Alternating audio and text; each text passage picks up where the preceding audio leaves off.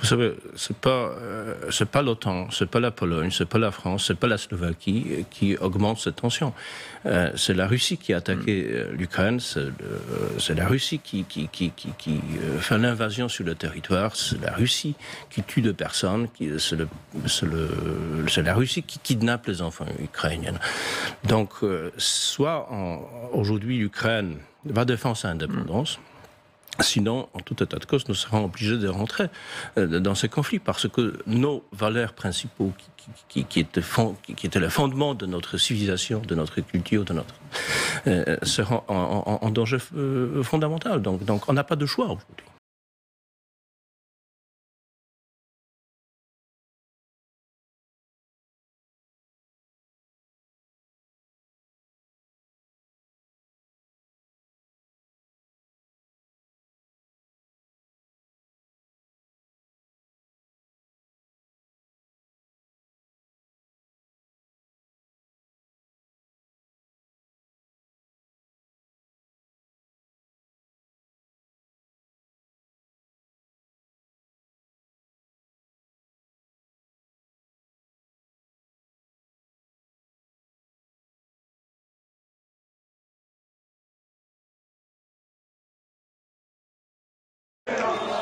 Cassez-vous! Cassez-vous! Cassez-vous!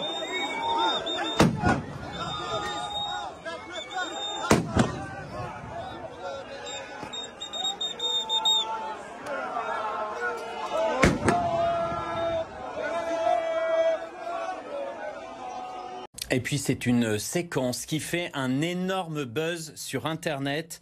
À l'Auditorium de Lyon, vendredi soir, un message contre la réforme des retraites a été lu sur scène avant le spectacle de l'Orchestre national de Lyon. Et écoutez, le public a copieusement sifflé, hué.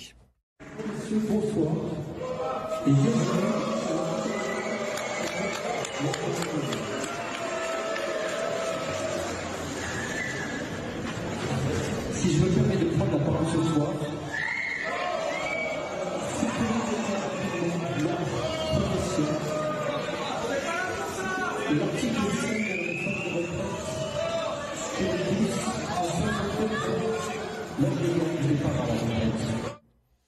Voilà pour cette séquence à l'Auditorium de Lyon, séquence qui fait énormément réagir donc sur Internet. J'avais envie de chanter « Ils sont où et ils sont où et ils sont où les macronistes ?» Parce qu'un jour de motion de censure, leurs bancs sont absolument déserts. C'est stupéfiant. Et quand Aurore Berger prend la parole, il y a quelques mous applaudissements du côté des macronistes. Les modems ne bougent pas, ne se lèvent pas. On sent que voilà, il y a un très grand. Vous pensez qu'ils sont pas en soutien très fort de la première ministre? Je pense que là, il n'y a pas une très grande fierté d'être dans cette majorité avec beaucoup de guillemets à majorité. Il y a quand même un très grand isolement maintenant, un isolement de l'Élysée, un isolement encore supérieur du gouvernement. Mais je veux dire, s'ils n'ont pas envie d'être là, qu'ils démissionnent comme le gouvernement. Je ne vois même pas pourquoi il y a une motion de censure. À la limite, moi, je pense qu'un geste de dignité de la Première ministre aurait été, à la suite de son échec à trouver une majorité pour ce texte de loi la semaine dernière, ça aurait été de s'auto-démissionner et de dire voilà, j'arrive pas à passer une loi qui a été appelée par Emmanuel Macron la mère des réformes, la vaste ambition réformatrice, j'y arrive pas, je démissionne et trouver une solution pour la suite. Sont-ils assez pour faire tomber le gouvernement? Pour le moment, 261 députés seulement seraient prêts à voter la motion de censure, loin des 287 nécessaires. La probabilité, c'est que la motion ne sera pas adoptée et qu'à ce moment-là, d'une certaine manière, le climat va un peu changer. Le gouvernement, qui donne l'impression pour l'instant d'être un peu dépassé, débordé, pourra se prévaloir d'une victoire avec un petit V. Pas de vote, donc réforme adoptée. Mais sera-t-elle effective dans les prochains jours? Beaucoup moins sûr. Derrière, il y aura évidemment un recours devant le Conseil constitutionnel. Et puis, il y a cette proposition de loi pour un référendum d'initiative partagée. En attendant, la réforme des retraites qui devait rentrer en vigueur le 1er septembre serait suspendue pendant 9 mois. L'échec de la motion de censure signifierait aussi le maintien du gouvernement, sauf décision contraire d'Emmanuel Macron. Selon notre enquête ELAB pour BFM TV, 68% des personnes interrogées souhaiteraient qu'Elisabeth Borne démissionne, même sans motion de censure. Alors chiche, Monsieur Macron. Alors chiche, allons à la dissolution. Et demain, nous reviendrons plus nombreux encore à l'Assemblée nationale pour donner un groupe plus puissant. Le Rassemblement national a 15 minutes de temps de parole. C'est en proportion des groupes. Allez-y, ma chère collègue. Alors chiche, Monsieur Macron, allons à la dissolution. Et demain, nous reviendrons plus nombreux encore pour donner un groupe plus puissant, voire majoritaire à Marine Le Pen. Car plus que jamais, je suis convaincue que nous sommes la véritable alternance, convaincue qu'après vous, ce sera nous. Et si la tâche est rendue particulièrement ardue par 6 ans de politique macroniste, nous sommes prêts à rendre à la France sa fierté, celle d'avoir été une grande nation sociale éclairante dans le monde, prêts à donner à ce peuple fier et fort le courage de bâtir une France plus grande, une France apaisée à l'unisson. Si nous avons désormais beaucoup à réparer, les fondations de la Maison France, son peuple, demeurent intactes. Et contrairement à ce qu'ils subissent avec vous, les Français savent que nous ne ferons jamais rien sans eux et jamais rien contre eux.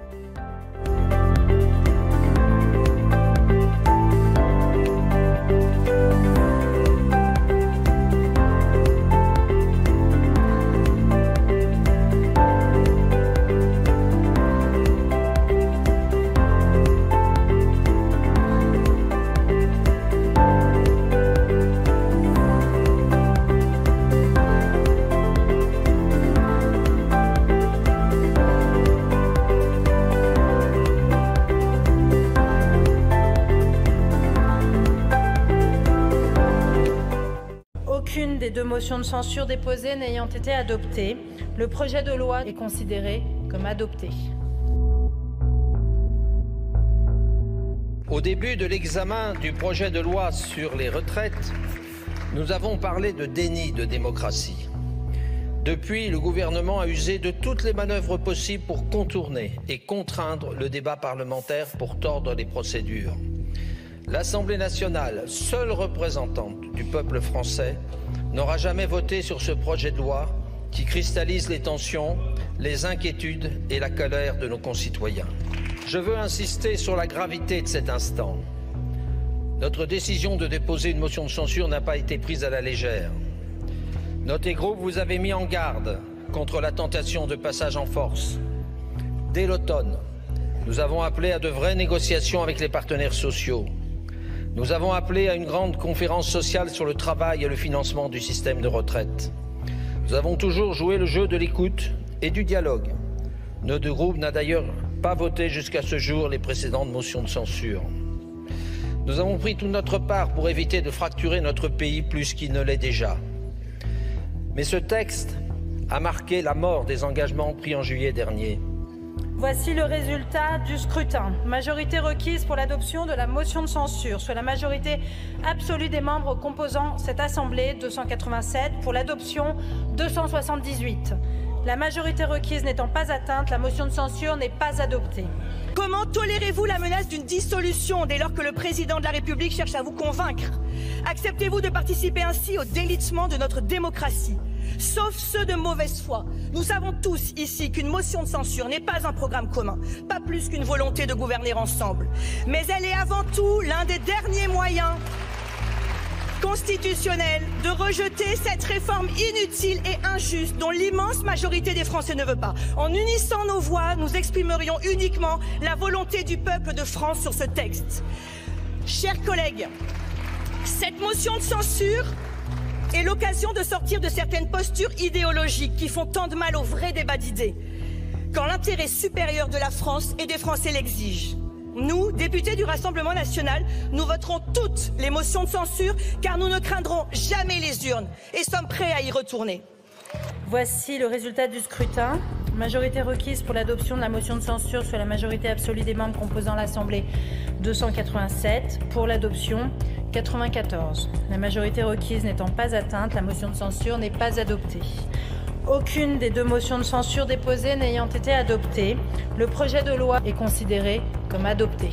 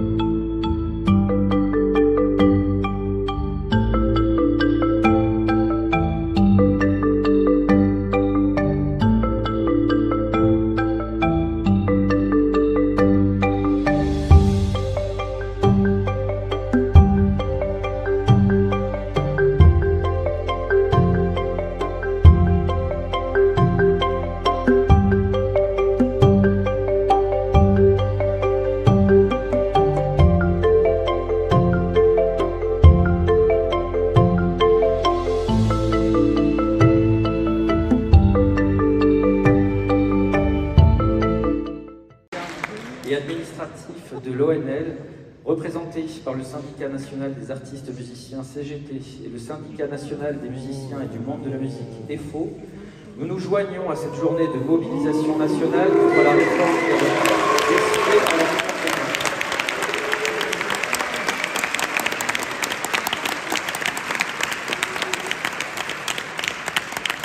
Cette réforme est brutale et injuste, particulièrement pour ceux qui ont commencé à travailler le couteau.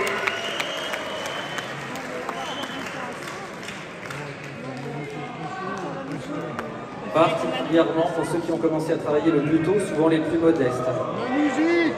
Elle vous concerne très certainement et frappe également de plein fouet l'ensemble des métiers de la culture dont nous faisons partie. Cette réforme nous contraint à 2 années supplémentaires de travail, ce qui accentuerait encore plus le risque de pathologie médicale liée à notre métier.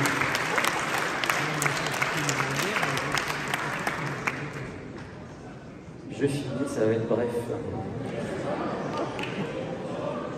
Donc cette réforme accentuerait encore des risques de pathologie médicale liés à notre métier. Troubles cognitifs, perte de capacité pulmonaire, dystonie de fonction, troubles musculo-squelettiques en ce qui concerne les musiciens, mais également des TMS pour les équipes techniques et des troubles liés au stress pour l'ensemble des salariés. Si le métier de musicien se fait avec passion, émotion et sincérité, il n'en reste pas moins un métier exigeant tant physiquement que mentalement, visant l'excellence. C'est aussi un métier de collaboration et l'ensemble des concerts que nous vous présentons tout au long de la saison est le fruit d'un travail collectif. Ainsi, nous souhaitons souligner ce soir l'importance des équipes techniques et des équipes administratives dans notre orchestre qui sont elles aussi exposées aux risques induits par une carrière rallongée.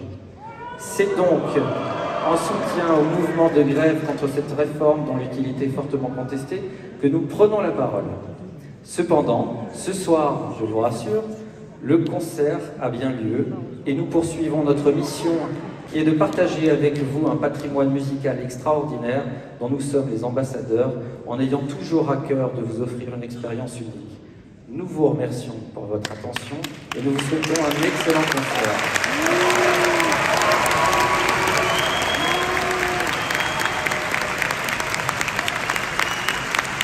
Le 49.3, vous en avez pensé quoi? Le 49.3, c'est la plus grosse merde qu'il y a en France, quoi. Ah oui? Qu'utilise le gouvernement pour nous faire chier. Voilà. Ça vous a fait chier? Franchement, ouais, parce que qu'on rallonge le temps de travail. Jusqu'à 64? Jusqu'à 64, alors que ces branleurs qui sont à l'État, là, ils glandent rien et ils prennent le paquet, ça me fait chier. Voilà. Moi, je vous parle comme... Oui, oui, bien sûr, vous avez raison. Mais je sais que ça passera pas à la télé, ça. Ah si? Ah, alors j'aimerais me voir. C'est mal me connaître. Parce que Macron, ça a été un pion qu'on a mis là, pour qu'il fasse chier le peuple français. Il est en train de détruire la France, mais de la détruire complètement. Voilà. Lâchez-vous, monsieur, allez-y. Je me lâche. Savez-vous, ça risque d'être long. Ça va être long et en plus je vais être grossier. Ouais, allez-y, allez-y. Lâchez-vous. Lâchez-vous parce qu'il y a beaucoup de gens qui ressentent ce que vous ressentez, monsieur. Je me souviens de Ceausescu. Il en a profité, il s'est rempli les poches d'or, il avait un palais d'or, toute sa famille vivait comme des princes, le peuple il crevait la dalle, et puis un jour ils se sont révoltés, ils sont allés le tuer. Chez nous, je ne pense pas que ça arrive parce que... C'est arrivé dans notre histoire, hein. On a coupé la tête d'un roi. Hein. Oui, mais c'était il y a combien? Il y a 2 siècles. Voilà. Mais là, ça n'arrivera pas parce que les Français, moi, enfin, j'en fais partie, hein, mais seul, je ne pourrais rien faire. Si j'avais 2 millions de Français derrière moi, peut-être que je serais le premier à aller à l'Elysée pour tout cramer. Voilà. Mais il n'y a personne qui me suivra. Le 49.3. Ah, c'est les boules. Ah oui? Et moi, je suis à la retraite depuis 2 mois. D'accord. Mais je trouve que c'est inadmissible de ne pas écouter le peuple. Point. Oui. Oui. Donc c'est un passage en force. Et je me demande où est la démocratie. Alors qu'est-ce qu'il faut faire maintenant? Ah bah faut continuer. Faut continuer à aller dans la rue. Continuer. C'est tout. À un moment donné, si on a voté pour lui et qu'il estime que son peuple est d'accord avec lui, à un moment donné, s'il fait une connerie, il faut lui montrer qu'il n'a pas raison. On n'est pas d'accord. Et en même temps, le 49.3, c'est encore la démocratie. Abusive. Abusive. À partir du moment où vous avez 70% des Français qui sont contre, même s'il y a probablement des légitimités dans certains aspects de l'évolution des retraites, quel cas, j'en sais rien, je ne suis pas dans les chiffres. Est-ce qu'on nous dit tout déjà, pour commencer? Ah oui, alors un truc. Là en ce moment à Paris, il y a la grève des éboueurs. On va pas faire un pari saccagé quand même, ce serait malhonnête. On va pas faire un pari saccagé maintenant. Ouais, c'est chaud hein. Et c'est comme ça partout là. Il y a un ras-le-bol de... Oui, bien sûr, beaucoup de gens en ont, beaucoup de gens en ont. Et le 49.3, c'est trop facile de sortir. Ce qu'il aurait fallu faire, c'est un référendum. Voilà. S'il avait eu des couilles. S'il avait eu des couilles, ouais. Il consulte le peuple. Le peuple dit oui, il n'y a pas de problème. Le peuple dit non, il faut qu'il retire sa loi, puis c'est tout. Je me souviens, mais j'étais trop minot, Charles de Gaulle, sur un référendum, on lui a dit non, il s'est retiré le mec. Lui, il en avait. Macron, il en a pas. Je suis pas du tout les actualités. Alors en fait, c'est simple, Macron est passé en force pour sa réforme des retraites. Bah, on va pas être dans la merde alors. Vous pensez que ça peut péter, ça peut amener au renforcement du mouvement social? Alors ça, je pourrais pas vous dire quoi, parce que en ce moment, c'est plutôt la révolution du week-end, donc bon, bah, c'est ce que je remarque. Hein. Ah oui. Vous seriez pour des mesures plus radicales? Non, pas spécialement, non. Non, non. Mais bon, voilà, faut laisser faire. Vous n'avez pas un cœur de révolutionnaire qui bat en vous? J'ai abandonné un peu la révolution. Ah oui? Ouais, enfin pas abandonné, mais bon, voilà quoi. C'est... Elle servirait à rien à cette époque. D'accord. Je pense en tout cas. C'est con, mais c'est comme ça. Non, c'est ce que vous pensez, hein, c'est oui, tout le monde oui, c'est parce que tout le monde est sur son écran. Moi, je veux que ça change, mais je reste chez moi à pianoter. Je vais aller gueuler un petit peu, mais après, voilà quoi, c'est passé, c'est passé. Il a fait passer la réforme des retraites avec le 49.3. C'est pas encore passé, je pense, mais bon, c'est tout comme je le sais bien. Parce qu'il y a la motion de censure qui a de fortes chances, elle, de ne pas passer. La motion de censure a de fortes chances d'être rejetée. Oui, en effet. À cause des LR, qui allaient voter contre la réforme, mais stratégiquement, ne vont pas voter de motion de censure, ils ont dit. Ah d'accord, c'est regrettable. Et NUPES plus RN plus Liberté et Territoire, ça fait pas assez? Non, il faut les LR, c'est eux qui décident. Bah c'est dommage. Et en fait, ils ont poussé en quelque sorte Borne et Macron au 49.3, ce qui est stratégiquement intelligent, politiquement intelligent, parce que ça les salit. En effet. Donc ils les poussent au 49.3, mais ils acceptent la réforme. C'est vrai. Une bonne analyse. Mais vous, je vois que vous avez un sac à dos, vous n'êtes pas sur votre écran, vous marchez, vous... Bah ouais, moi je vis dehors, donc voilà, je vois les gens, c'est tout. Et vous avez d'autant plus de raisons peut-être de vous révolter. Bah oui et non, mais je sais que j'aurai pas de retraite. Ah oui? Moi, perso, bah oui, j'ai pas de boulot pour l'instant. Enfin voilà, je suis assez marginal, donc je dors dehors, je suis... voilà quoi. Par choix? Non, ça n'a pas été un choix au départ. D'accord. Vous avez glissé... Bah ma vie a été... est arrivée comme ça, voilà. J'ai bourlingué, j'ai bossé plus au noir qu'autre chose. Histoire de vivoter quoi, j'ai touché le RSA, voilà. Et la retraite, je l'aurai pas. Vous aurez le minimum vieillesse? Bah peut-être, ouais. Si j'arrive jusque-là. Ah oui, parce que c'est si dur que ça, là, dans la rue, là? Bah ouais, c'est assez dur quand même, ouais. Ouais. Et on a... Le fait de dormir dehors, c'est dur, on dort pas forcément correctement. On mange pas correctement non plus. On mange pas tous les jours à notre faim. Et voilà. Mais le ras-le-bol, c'est sur le fonctionnement de ce qu'attend une société. Moi, j'aime pas le terme peuple parce qu'on se recroirait dans le temps de Louis XVI. De ce que nous attendons dans une société, c'est nous qui faisons avancer cette société. Bah, écoutez-nous et allez dans ce sens-là. Et là, il n'y a rien.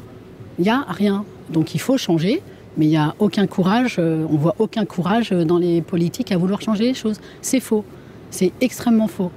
Même LFI. Ce qui est triste, vraiment très triste, c'est toutes ces espèces de petites histoires d'accords, d'appareils. Oui, bien sûr. C'est le système. C'est le système. C'est l'histoire du monde. C'est l'histoire du monde. Donc ça, c'est pas. Enfin, moi, ça, c'est. Ouais, mais ça, c'est les petites histoires qui nous déroutent de la vraie problématique. C'est tout. Les gens de la politique, surtout. Ouais, mais les gens. Non, mais attends, pourquoi tu vas pas voter? Pourquoi les gens ne vont pas voter? Pourquoi est-ce que ça fait 10 ans qu'on ne fait que constater que les gens ne vont pas voter? Les gens peuvent s'engager. Les gens peuvent s'engager. Exactement. Donc, il faut changer. Tiens, on va aller côté Barbès. Ce que j'aime bien, en fait, là où on est dans le 9e arrondissement, c'est qu'on peut mixer à la fois des interviews des gens des quartiers quand même bourgeois, avec 9e arrondissement, c'est quand même très bourgeois, c'est très cher. Et en même temps, on est en bordure, on est à la frontière d'un quartier très populaire, Barbès. Donc on arrive vraiment à avoir des populations très différentes, j'adore. Ça rend le truc intéressant. Le 49.3. Bah, c'est de la merde un peu, mais... Ah oui, on est... Je pense que c'est votre avis ou... Non, non. Oui, vous êtes neutre. Je cherche des gens qui sont pour le 49.3, moi. Ah, moi je suis contre, donc vous tombez mal. Je suis pas sûr d'en trouver un. Ah, bonne chance, hein, c'est... Il y a beaucoup de gens qui s'en foutent, pour de vrai. Ouais, pour le coup, oui, c'est sûr. C'est la majorité des gens, en fait, je crois, qui s'en foutent. Quoique, on peut voir, il y a quand même beaucoup de mobilisation dans les rues en ce moment. Ouais, c'est vrai. Du coup, moi, ça me fait plaisir de voir ça quand même, mais après, ça dépend des gens. Vous êtes une sorte de Gavroche qui montait sur les barricades? Non, moi je suis relativement calme, je fais acte de présence, c'est tout. En même temps, est-ce qu'on peut obtenir du changement sans violence? Ça, c'est une vraie question. C'est possible, il faut se mobiliser. Après, on n'est pas forcément obligé d'être violent pour ça, c'est... Mais bref... Non, mais cette question mérite que vous enleviez votre casque, je trouve. C'est une question philosophique quand même qui est assez profonde. Non, mais oui, je suis d'accord. Mais oui, sans violence, on peut avoir du changement, c'est sûr. Moi, j'aime pas tout ce qui est violence, du coup, bon, c'est... Il faut qu'il y ait une masse critique de gens quand même. C'est ça. Après, ça fait quand même de la peine de voir que malgré la mobilisation et toutes les personnes qui sont contre, ça soit quand même passé par un 49.3, c'est un peu antidémocratique en soi, c'est dommage. Moi, ça me fait la limite de la provocation. Ouais, je trouve, moi, oui. Ou même c'est de la provocation pour moi, totalement, mais bref. Et les associations type les Restos du Cœur, tout ça? J'y allais avant, mais maintenant je n'y vais plus. Pourquoi? C'est le temps d'attente. Il y a des queues énormes et vraiment juste pour avoir une petite gamelle, je préfère me mettre devant une boulangerie, j'attends une petite heure et au moins j'ai un sandwich, quoi. Quand elle ferme, ils vous donnent... De temps en temps, oui. Comment vous appelez, monsieur? Jeff. Jeff? Ouais. Enchanté, Jeff, moi c'est Vincent. Enchanté. Et comment les gens qui nous regardent peuvent vous aider? Est-ce qu'ils peuvent vous contacter? Vous avez une... Non, non, je suis juste là où je fais la manche et puis voilà. Vous êtes où? Je suis sur la rue des Martyrs. Rue des Martyrs, en haut ou en bas? Sur le bas, là. Ah oui, c'est vrai? Ouais. Je pourrais venir vous voir un jour? Ouais, bien sûr. Pour en savoir plus sur vous? Si vous voulez. Ça vous dérange pas? Ça marche. On se reverra alors, Jeff. Ça marche, Vincent. Merci, Jeff. De rien. À bientôt. Moi, je suis pas manifestant. De toute façon, j'ai 14 ans, donc... On peut manifester à 14 ans. Gavroche, il a quel âge quand il est sur les barricades? Gavroche. Gavroche, c'est un personnage de Victor Hugo. Ah oui, j'ai pas lu. Faut lire les Victor Hugo, les gars. J'ai pas lu Victor Hugo. Et voilà. C'est pour ça qu'après, on se prend des 49.3 dans la gueule. Ouais, peut-être. Vous auriez préféré qu'ils passent au vote et qu'ils perdent et que voilà. Bah oui, puisque c'est le principe d'une démocratie. Si les gens votent contre, on n'applique pas ça. C'est comme ça que c'est censé fonctionner pour moi. Après, lui, il est convaincu qu'à échéance, on a un problème de financement des retraites et qu'il faut le faire. Oui, c'est son avis, mais si les gens ne sont pas d'accord avec lui, il peut pas, ou il n'a pas à forcer le passage comme ça, je trouve. Ouais. C'est selon le principe d'une démocratie, c'est le pouvoir appartient au peuple. Moi, je suis plutôt contre, parce que je trouve que c'est une réforme des retraites qui désavantage les personnes les plus démunies. Après, pour le coup, je trouve que le 49.3 a été un peu trop utilisé et que il faudrait qu'il y ait une certaine limitation de cette utilisation. Voilà. D'accord. Il est trop sérieux. Voilà. Il y a une caméra. Voilà. Ah oui, d'accord, c'est que quand il y a la caméra que t'es sérieux. Voilà.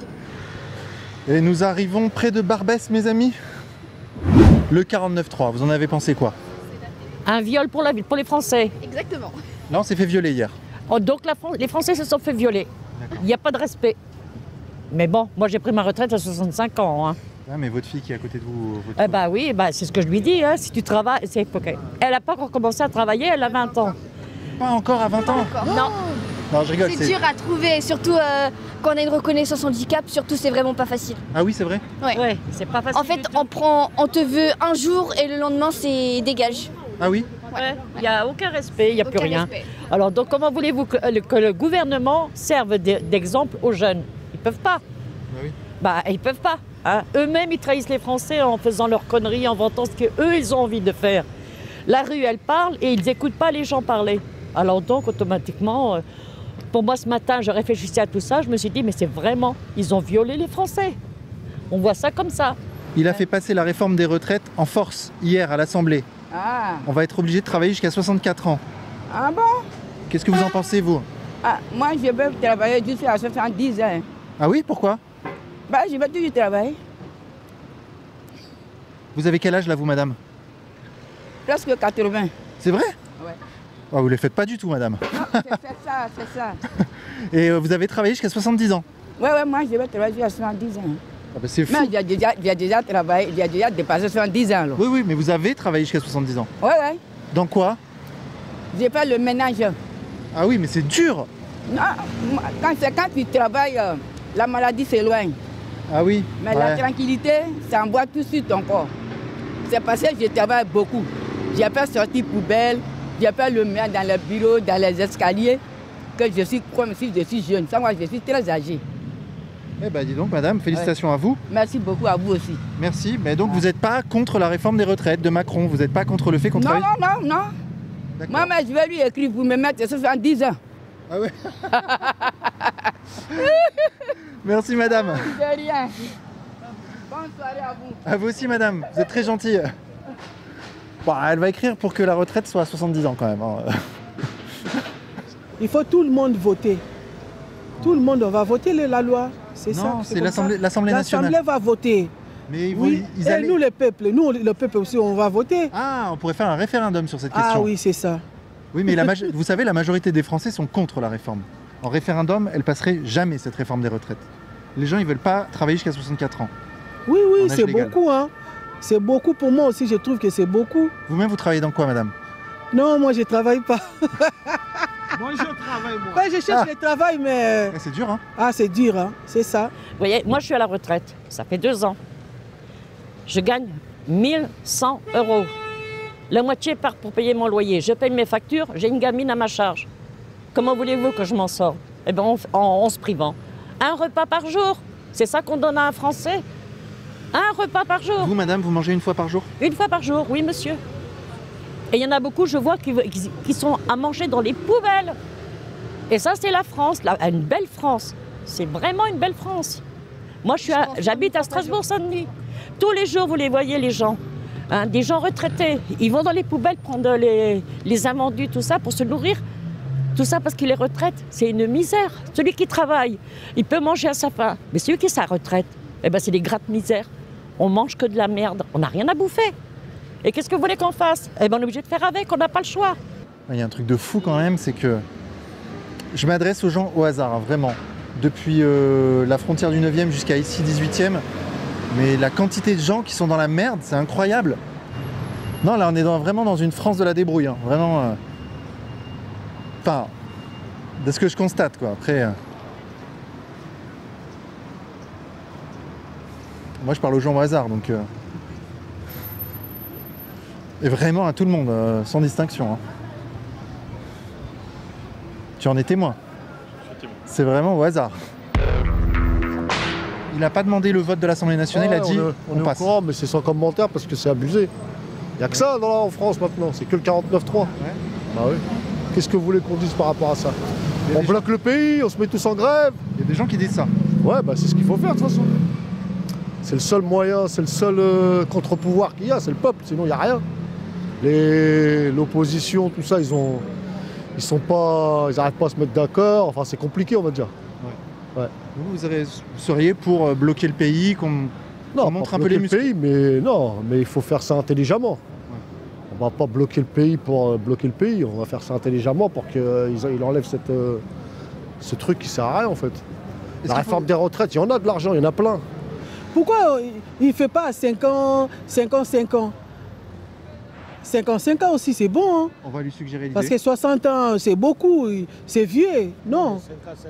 Ah ben oui, 58 quand même. Vous avez quel âge, madame?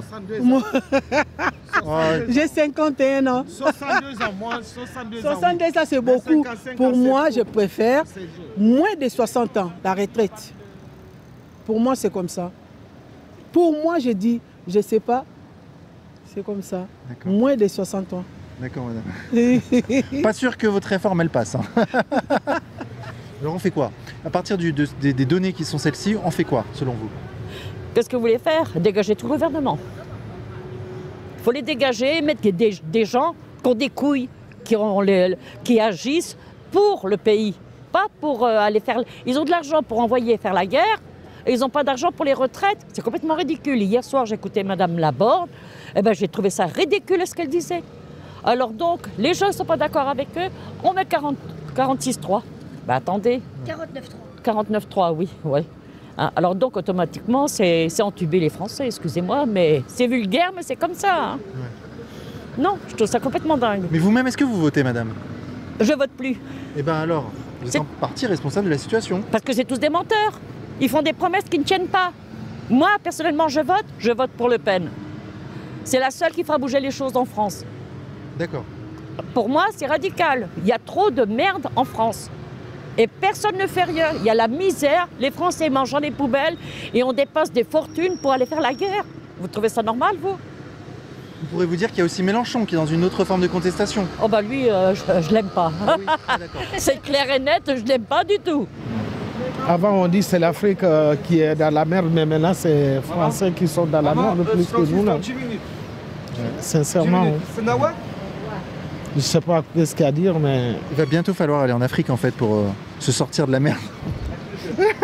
Ah non, c'est pas la France qui va sortir l'Afrique de la merde. Hein. Au contraire. Ah oui, oui. Ben oui. Parce que là, c'est... Il faut qu'il fasse attention Macron. Ouais. Sinon, les Français vont le faire sauter. Hein. Franchement. Hein. Il a déjà fait passer 2 mandats, ça suffit, c'est bon, il a calé. Franchement. Ouais. Parce que les politiciens, enfin moi ce que j'en pense, c'est qu'ils sont, allez on va dire 90% ils sont malhonnêtes. C'est que pour leur, pour eux, c'est pas pour le pays. Par exemple, on va dire ils sont tous français ces gens-là. Bah, en vérité ils n'aiment pas leur pays. S'ils aimeraient leur pays, ils feraient tout pour que leur pays monte. Vous voyez, ils défendraient leur pays. Ils sont tout le temps, mais c'est un truc général. Hein. C'est un truc, c'est pas que par rapport à la retraite, c'est général. Et c'est pas que français d'ailleurs. Et c'est pas que français, tout à fait. Ils suivent trop les autres pays. Ils sont pas autonomes. Depuis qu'ils ont fait avec l'euro, la France, ils sont obligés de suivre ce que fait l'Europe. Mais non, il faut être autonome. Vous seriez pour des solutions plus radicales encore? Des solutions type révolte, gilets jaunes ça vous parle, ça vous parle, ça? Oui, c'est révoltant, d'accord. Mais en arriver là, ça risque de faire des dégâts. Ça risquerait de faire des dégâts. C'est que vous, la révolte que vous avez en vous, là? Oui, j'ai beaucoup de colère. Elle pourrait se transformer en vous allant dans la rue avec d'autres gens. Et si vous voyez un mouvement qui démarre, est-ce que vous pourriez en faire partie? Je ne pense pas, j'ai pas envie de ramasser les matraques du CRS. C'est quoi la caméra? C'est qui en fait? Qui vous êtes, vous, qui regardez? C'est qui nous regarde là? Je sais pas, je demande. C'est vous, savez. C'est le média pour tous. Vincent oui, d'accord. Oui, Vincent Lapierre sur YouTube. Oui, j'ai déjà dû regarder, je pense, oui. D'accord, bah voilà, c'est moi. D'accord. Merci monsieur, en tout cas, vous êtes très sympathique. Et puis courage dans la France qui nouvelle. Enfin, nouvelle. En même temps, c'est des méthodes anciennes de gouverner comme ça. Hein. Ouais. C'est vieux comme le monde. Hein. C'est le contraire qui est rare, c'est la démocratie qui est rare. Ouais, en France, c'est vraiment pas terrible de ce point de vue-là. Ouais. J'ai l'impression que dans les pays autour, c'est un peu mieux déjà. Et vous craignez un risque de dérapage, de troubles, de révolte, de révolution? C'est pas un risque, c'est l'espoir. Ah J'ai voté pour lui. D'accord. Et là, vous êtes déçu. On a glissé à la fin, c'est dommage. J'essaie de faire une interview sans dire bonjour. Je me mets des malus, J'ai voté Macron, hein, donc j'ai pas de problème à le critiquer à un moment donné. Est-ce qu'il sait ce que c'est que la pénibilité? Moi, j'ai fait sortir poubelle. Mais la société où je travaille, ils me disent que je suis bien. Mais attendez, madame, Alors, il m'en a il y a un autre élément à prendre en compte. Ah bon?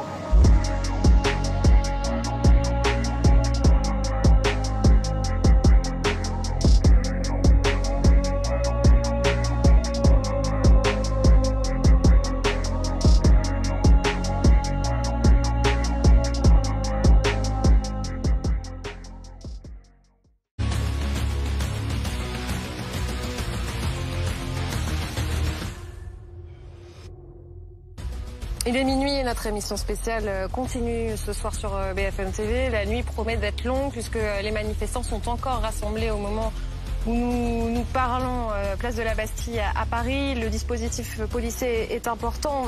On va tout de suite sur place retrouver notre équipe. C'est vrai qu'on se demandait tout à l'heure si la place de la Bastille n'était pas la destination finale de ce mouvement qui ne fait qu'improviser, qui ne fait que prendre des détours pour essayer de tromper les forces de l'ordre. Exactement, mais on voit qu'un grand nombre de manifestants finalement se sont quand même réunis place de la Bastille. On peut voir sur ces images donc des dizaines de manifestants qui continuent de chanter différents slogans. Alors des slogans qui sont essentiellement anti-Macron. On a entendu par exemple juste à l'instant on est là même si Macron ne veut pas. On a entendu également Louis XVI, on l'a décapité, Macron on peut recommencer. Il y a aussi beaucoup de slogans anti-police. Tout le monde déteste la police par exemple. Et donc ces manifestants, on l'a dit, sont essentiellement, voire exclusivement des jeunes qui se sont déplacés tout au long de la soirée, qui étaient tout d'abord place Vauban et puis qui se sont déplacés un peu partout dans Paris, gare Saint-Lazare, qui se sont éparpillés lorsqu'il y a eu des charges de gaz lacrymogène. Donc là on peut voir un grand nombre de manifestants qui se sont rassemblés juste devant la colonne de la Bastille et puis dans les rues, dans les petites rues du Marais qui sont non loin d'ici, eh bien, il y a des petits groupes de quelques dizaines de jeunes qui fuient la police, qui se déplacent, qui se font charger, qui reçoivent des gaz lacrymogènes dans des petites rues adjacentes, qui fuient en courant. Et donc, on peut voir les policiers qui se sont placés dans les rues qui mènent à cette place de la Bastille, qui forment des lignes compactes avec des quarts de CRS et qui se déplacent aussi, notamment les policiers de la Brave qui se déplacent à pied face aux manifestants qui sont extrêmement mobiles. Merci à vous. Amandine Atala, il faut revenir notamment sur le slogan que l'on vient d'entendre. On pourrait dire c'est du folklore. C'est pas ça. Il y a des appels aussi à la violence qui sont intolérables. Exactement. Il y a des appels qui se multiplient, en effet, à des actions violentes à l'encontre d'Emmanuel Macron. Et un mot qui revient beaucoup, il faut le mentionner puisqu'on l'entend, on l'a entendu à l'instant, décapitation. On voit aussi des guillotines, des photos de ce type qui circulent sur les réseaux sociaux. Et c'est très inquiétant dans un contexte déjà d'appel à la violence et de violence avérée contre les élus. Des permanences caillassées comme celle d'Éric Ciotti hier, une permanence prise d'assaut d'un député Renaissance, Horizon, pardon. Que voilà, des menaces de mort aussi à l'encontre, par exemple, d'Agnès Evren chez les Républicains. Et donc, si on met tout ça bout à bout, c'est presque ce qui est, le plus inquiétant dans ce qu'on voit ce soir, c'est ce niveau d'appel à la violence complètement dévergondé. Enfin, c'est-à-dire qu'il n'y a pas vraiment de limite. Il dit ça comme il pourrait dire un slogan beaucoup plus banal, beaucoup plus drôle et rieur. Et donc, ça, c'est quelque chose qu'on doit observer, regarder dans les jours et dans les semaines qui viennent. Est-ce que ça prend des proportions encore plus importantes ou pas? Et pour le coup, ça fait penser, aux gilets jaunes, parce que pendant la crise des gilets jaunes, il y avait des têtes sur des pics, il y avait des têtes piétinées. D'où d'ailleurs, quand la tête d'Olivier Dussopt a été mise sur un ballon par un député de la NUPES, la majorité s'en est émue en disant que ça rappelait ces scènes terribles du moment des gilets jaunes où tout avait dérapé. Au moment des gilets jaunes, ça allait encore plus loin. Il y avait aussi des engins de chantier qui étaient envoyés sur des ministères, certains qui appelaient à l'insurrection et à entrer dans le palais de l'Élysée. Donc on sait qu'il est possible en France que des manifestations dérivent et prennent ce tour-là. Il faut tout faire pour ne pas y arriver, et entendre aujourd'hui déjà ces mots très choquants de décapitation et voir des photos de guillotine sur les réseaux sociaux doit alerter tous ceux qui nous regardent. Benjamin. Ce qui montre aussi la différence entre certains de ceux qui manifestent ce soir et qui sont en réalité des profils qui je ne dis pas qu'ils ne sont pas intéressés par la question de la réforme des retraites, mais qui au fond parfois s'en servent comme un prétexte pour être dans une contestation plus générale des institutions, de l'état de droit, et qui font des attaques, enfin c'est plus que des attaques personnelles, c'est des appels à la violence et en l'occurrence des appels au meurtre. Et au fond, on peut aussi se retrouver, là encore, pour dresser le parallèle avec les Gilets jaunes, toutes choses égales par ailleurs parce qu'on n'en est pas du tout là, avec une contestation originelle où il s'agit pour le coup vraiment d'une contestation sociale. C'est ce que l'on décrit à longueur de journée à l'antenne depuis plusieurs mois, c'est-à-dire des gens qui n'avaient pas l'habitude de manifester, qui étaient parfois des travailleurs de la seconde ligne, des gens qui travaillent dans le privé, qui disent mais on a un rapport au travail qui évolue, on ne veut pas travailler 2 ans de plus, et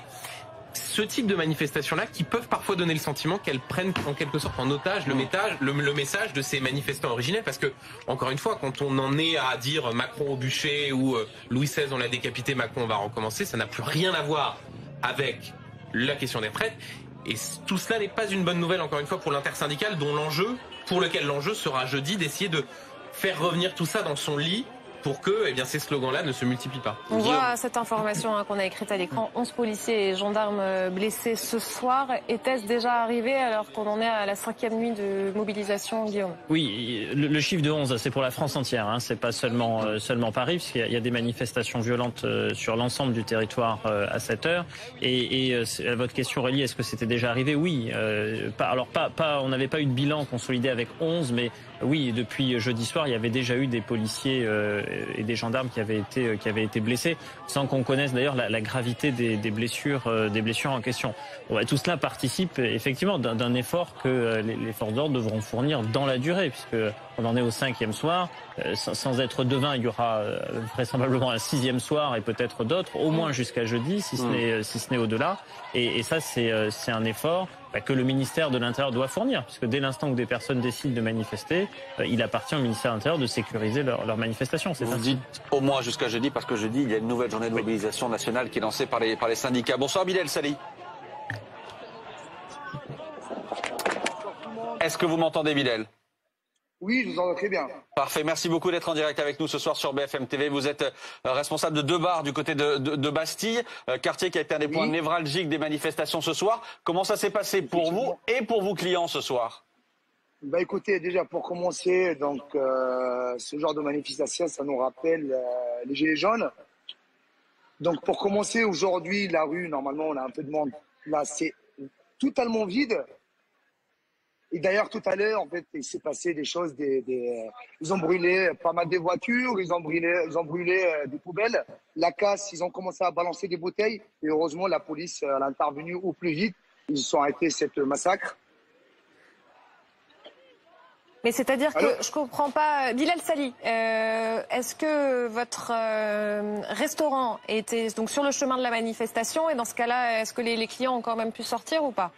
Donc les manifestants sont arrivés presque à la rue de Lappe. Et là, c'est là où il y a eu les paniques des clients, il y avait pas mal de clients qui sont partis en direction de la sortie de la rue de Lappe. Il y a des clients qui sont fermés à l'intérieur. Moi, personnellement, j'ai baissé les rideaux. Donc ça nous fait effrayer les clients. Ils sont tous partis. Et donc il y a certains clients qui sont encore un petit peu coincés à l'intérieur. On ne sait pas ce qui se passe à la place de la Bastille en ce moment. Merci beaucoup Bilal Sali d'avoir été avec nous ce soir en direct sur BFM TV. Thomas. Ça pose la question des effets collatéraux. Parce que est-ce que c'était vraiment le bon moment de faire cette réforme des retraites? C'est une vraie question qu'il faut poser. C'est-à-dire qu'on est sorti du Covid.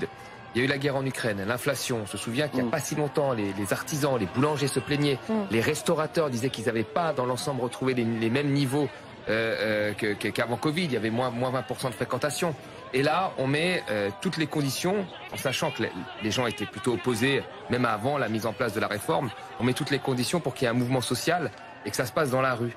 Et là, je suis pas sûr que ce soit la bonne solution. Moi, je pense qu'il aurait fallu plutôt attendre. Il n'y avait rien qui pressait. Mais certains vous diront qu'il n'y a jamais de bon moment pour... ouais, mais il y avait quand même des meilleurs moments. Parce qu'une inflation quand même à plus de 10% sur l'aliment, la crise des prix énergétiques et une sortie post-Covid, une reprise économique, je pense qu'il y a quand même des meilleurs moments pour faire ce type de réforme. Et puis, et Macron faut vraiment le dire, a utilisé la Constitution de manière extrêmement opportuniste.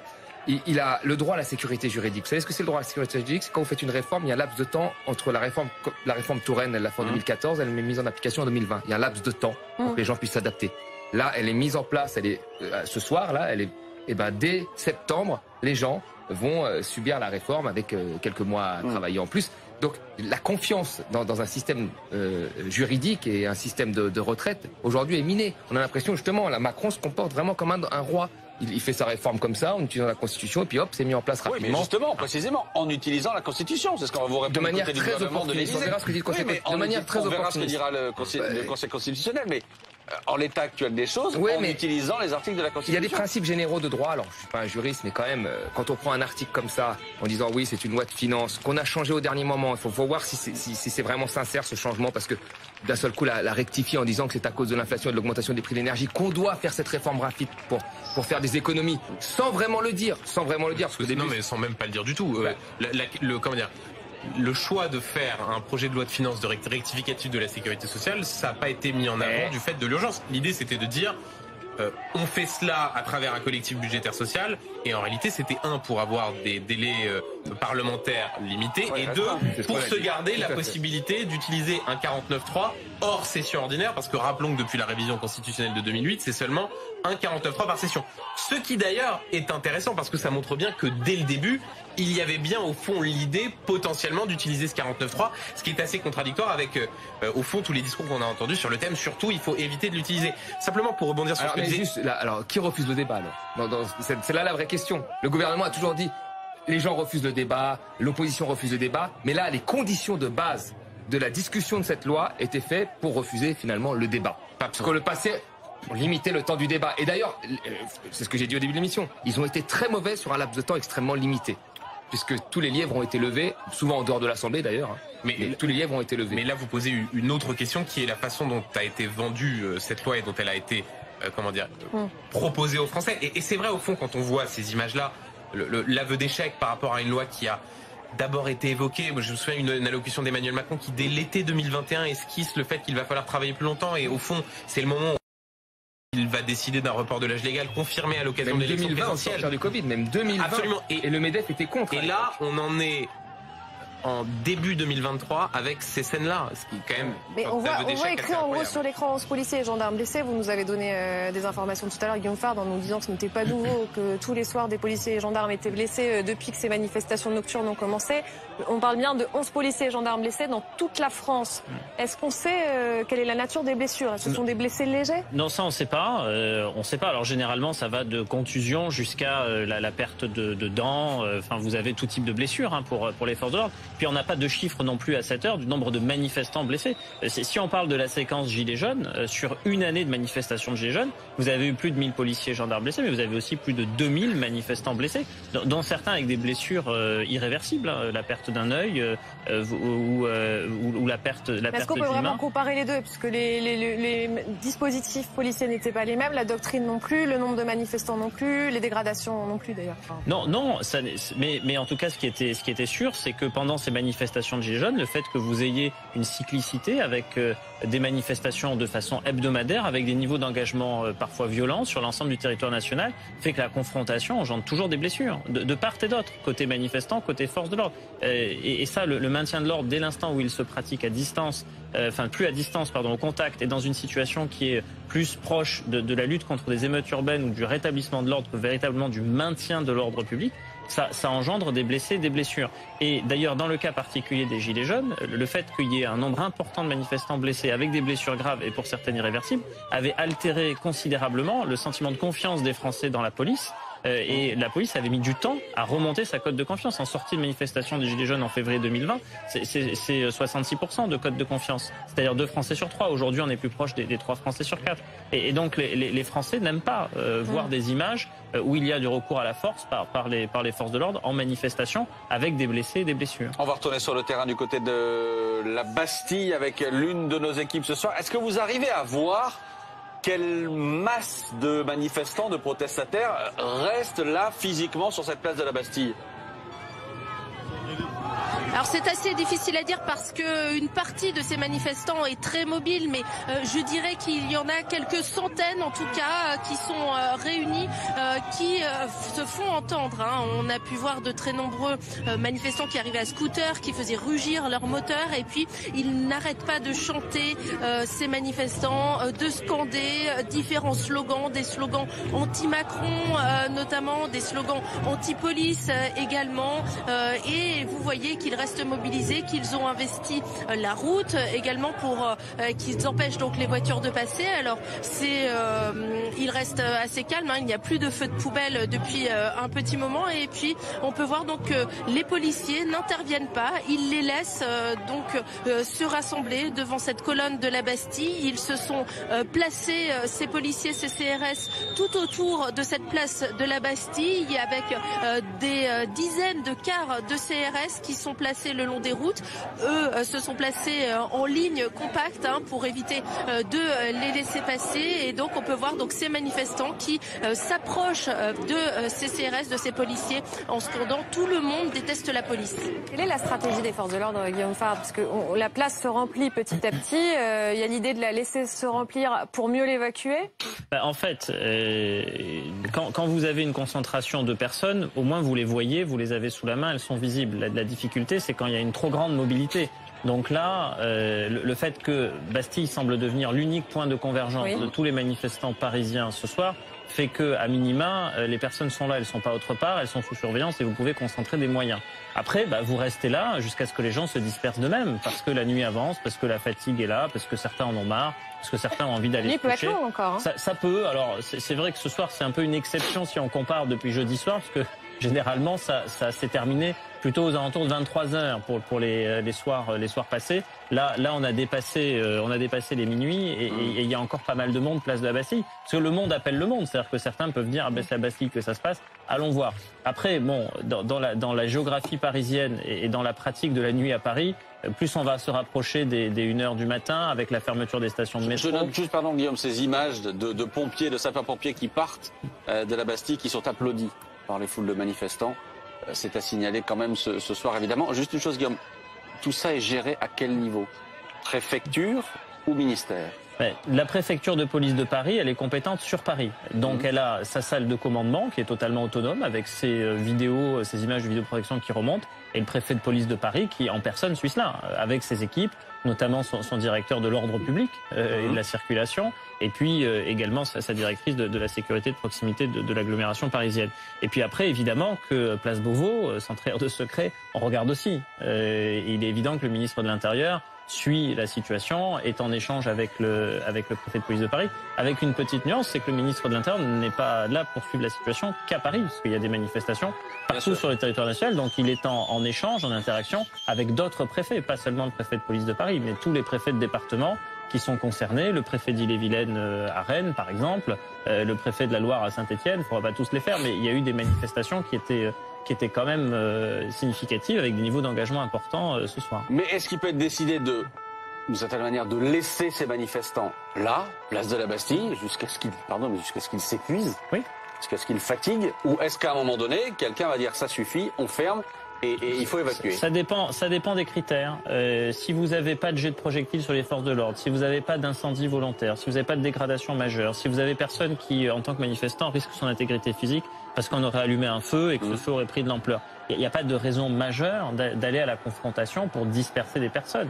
Maintenant, si vous êtes dans une autre configuration où il y a des dégradations, il y a des incendies volontaires, où il y a des jets de projectiles, vous réévaluez la situation. Jeudi soir, place de la Concorde, au départ, il n'a jamais été question de disperser qui que ce soit. C'est quand il y a eu des incendies qui ont été allumés, notamment sur les chantiers de restauration de l'obélisque et des statues environnantes, que la décision a été prise de songer à la dispersion. Mais sinon, vous n'avez pas de raison majeure de le faire. Là, on voyait en effet les pompiers encore une fois applaudis, et puis tout de suite après, les manifestants se tournent vers les forces de l'ordre pour les huer. On va retrouver d'ailleurs notre équipe sur place. Hein. Vous l'avez vécu au plus près, Anne-Sophie Varmont. À la fois l'hommage aux pompiers et en même temps l'insulte aux forces de l'ordre.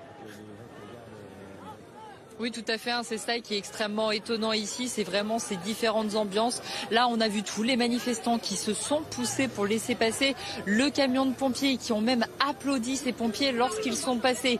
Et à côté de ça, juste après le passage du camion de pompiers, vous avez les manifestants qui ont avancé vers les membres des forces de l'ordre pour chanter des slogans et des chants anti-police.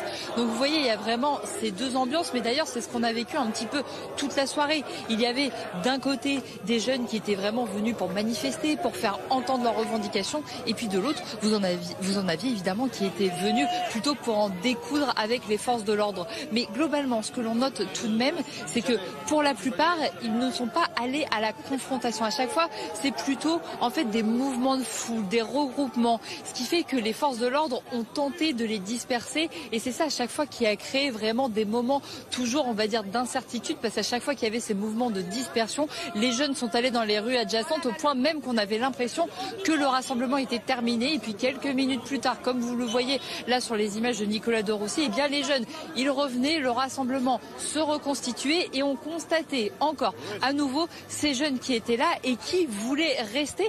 Et là, à chaque fois, quand on demande aux jeunes combien de temps vous allez rester, ils nous disent que concrètement, ils vont rester toute la nuit, parce que cette réforme des retraites, eh bien, elle est mise en place, et que pour eux, ce n'est pas entendable. Ils demandent le retrait de cette réforme, et ils vont continuer les actions, que ce soit ce soir ou dans les prochains jours, tant que cette réforme ne sera pas retirée par le gouvernement. Merci à vous. Guillaume Fard, on a un chiffre. Vous avez un chiffre. On a un chiffre en source police, environ 500 personnes, place de la Bastille. C'est à peu près le même chiffre que ceux qui étaient place Vauban il y a 4 heures en début de soirée. Donc vous voyez que le chiffre vous le dire, on était là. À peu près constant. C'était il y a 4 heures. À peu près 500. Et en termes de profil, on a des personnes qui sont quand même jeunes, voire très jeunes. Et donc ça, cette information est effectivement confirmée.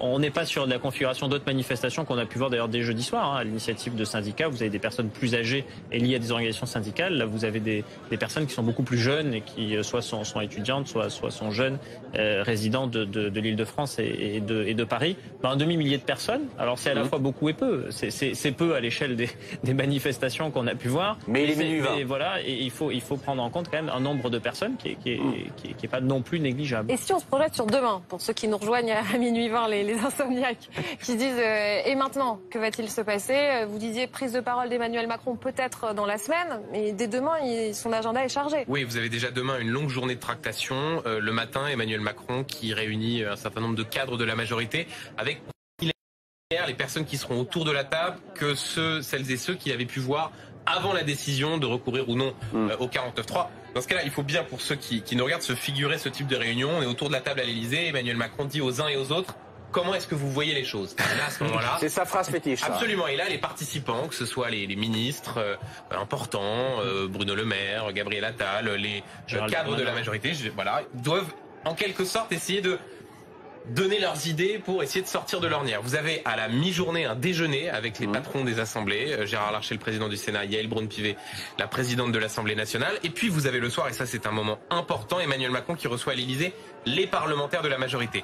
Et on voit bien qu'on est dans un moment où il y a une sorte de presque de cassure, avec une très grande majorité de parlementaires qui ont souhaité aller au vote, qui ont été déçus d'avoir recours au 49.3. On a entendu tout à l'heure Patrick Vignal sur votre antenne, même si Patrick Vignal est un cas un petit peu à part, parce que lui-même n'était franchement pas très enthousiaste à l'idée de voter la réforme des retraites. Mais il y a un sujet sur cette majorité 1 qui est fort marri d'avoir dû subir ce 49.3 et qui en plus veut que le président lui dise où il compte aller pour la suite de son quinquennat. Merci beaucoup Benjamin Duhamel, merci Guillaume Fardet, merci Thomas Porcher de nous avoir accompagnés également ce soir. Merci Amandine Atalaya, je remercie le public qui est resté avec nous en direct ce soir pour cette édition spéciale. Le public était plus nombreux tout à l'heure, on va dire la vérité. Il y a des défections. Ouais. Mais on applaudit ceux qui sont restés. Évidemment, mais on remercie évidemment ceux qui étaient avec nous toujours sur ces images en direct du quartier de la Bastille, parce que ça n'est pas terminé. Et d'ailleurs, vous retrouvez dans un instant Thomas Joubert en direct sur BFM TV pour le journal de la nuit et qui va vous donner les dernières informations après cette soirée de manifestation en France, après cette journée de motion de censure rejetée de justesse. Très bonne soirée à vous. Et on dit à demain. À demain Aurélie. Allez.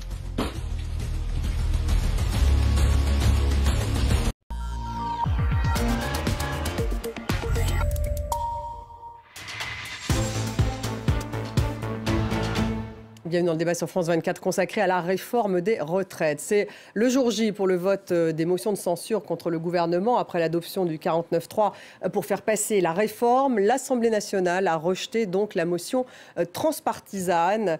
Elle a rejeté, donc il a manqué 9 voix. Elle est donc rejetée. Charles de Courson, leader du groupe Lyot à l'origine de la motion de censure transpartisane, a évoqué un déni de démocratie et l'injustice de la réforme des retraites. On va revenir sur cette séquence politique, sur l'ampleur de cette crise, justement, crise politique, voire institutionnelle. Que va-t-il se passer ensuite? Le Conseil constitutionnel peut-il revenir sur le texte? Que va-t-il se passer du côté des syndicats? L'union syndicale va-t-elle tenir? Quid des manifestations et des grèves? Vont-elles se poursuivre? Comment relancer le quinquennat d'Emmanuel Macron? Comment le président peut-il reprendre la main? Elisabeth Borne est-elle encore légitime? Que va-t-il se passer chez les Républicains? Bref, quelles leçons tirer encore de ces derniers mois et même de ces dernières heures? Eh bien, on va en débattre avec mes invités. J'ai le plaisir d'avoir à mes côtés Anne-Marie Le Pourrier. Bonsoir. Bonsoir. Vous êtes constitutionnaliste. Merci d'être avec nous. En face de vous, Claude Veil. Bonsoir. Bonsoir. Journaliste politique indépendant. Merci d'être là. Jean-Sébastien Ferjou est à côté de vous. Bonsoir Jean-Sébastien, directeur et fondateur d'Atlantico. Et puis nous avons Michel Soudet ce soir avec nous. Bonsoir. Bonsoir. Rédacteur en chef adjoint à Politis. Je voulais qu'on écoute quelques réactions, mais comme on vient d'apprendre à l'instant, donc la motion de censure transpartisane a été rejetée, on va tout de suite à l'Assemblée nationale retrouver notre envoyé spécial, Karim Akiki. Karim, racontez-nous, il semble que c'était très très serré.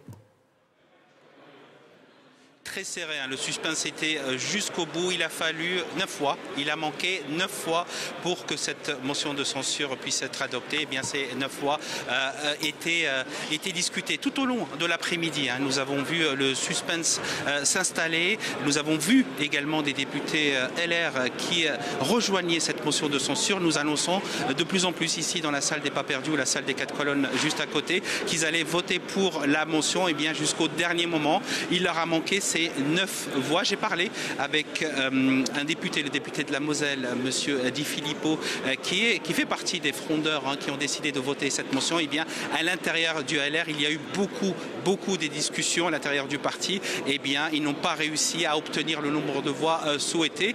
C'est pour cette raison que cette motion a été rejetée, mais d'une courte tête. Il a manqué, comme vous le disiez, 9 voix. La question qui se pose, et vous voyez autour de moi, il y a beaucoup d'effervescence ici dans la salle des pas perdus. Eh bien, c'est le devenir politique du parti Les Républicains.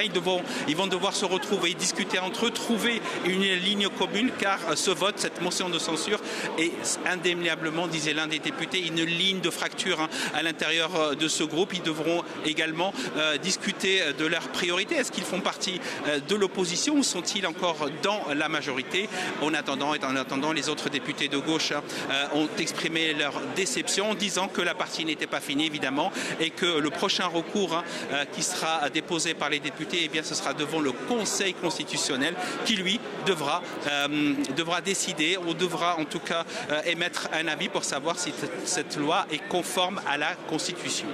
Merci Karim Akiki, donc en direct de l'Assemblée nationale. Et on va tout de suite écouter Elisabeth Borne parce qu'elle a défendu son projet dans l'hémicycle il y a quelques instants.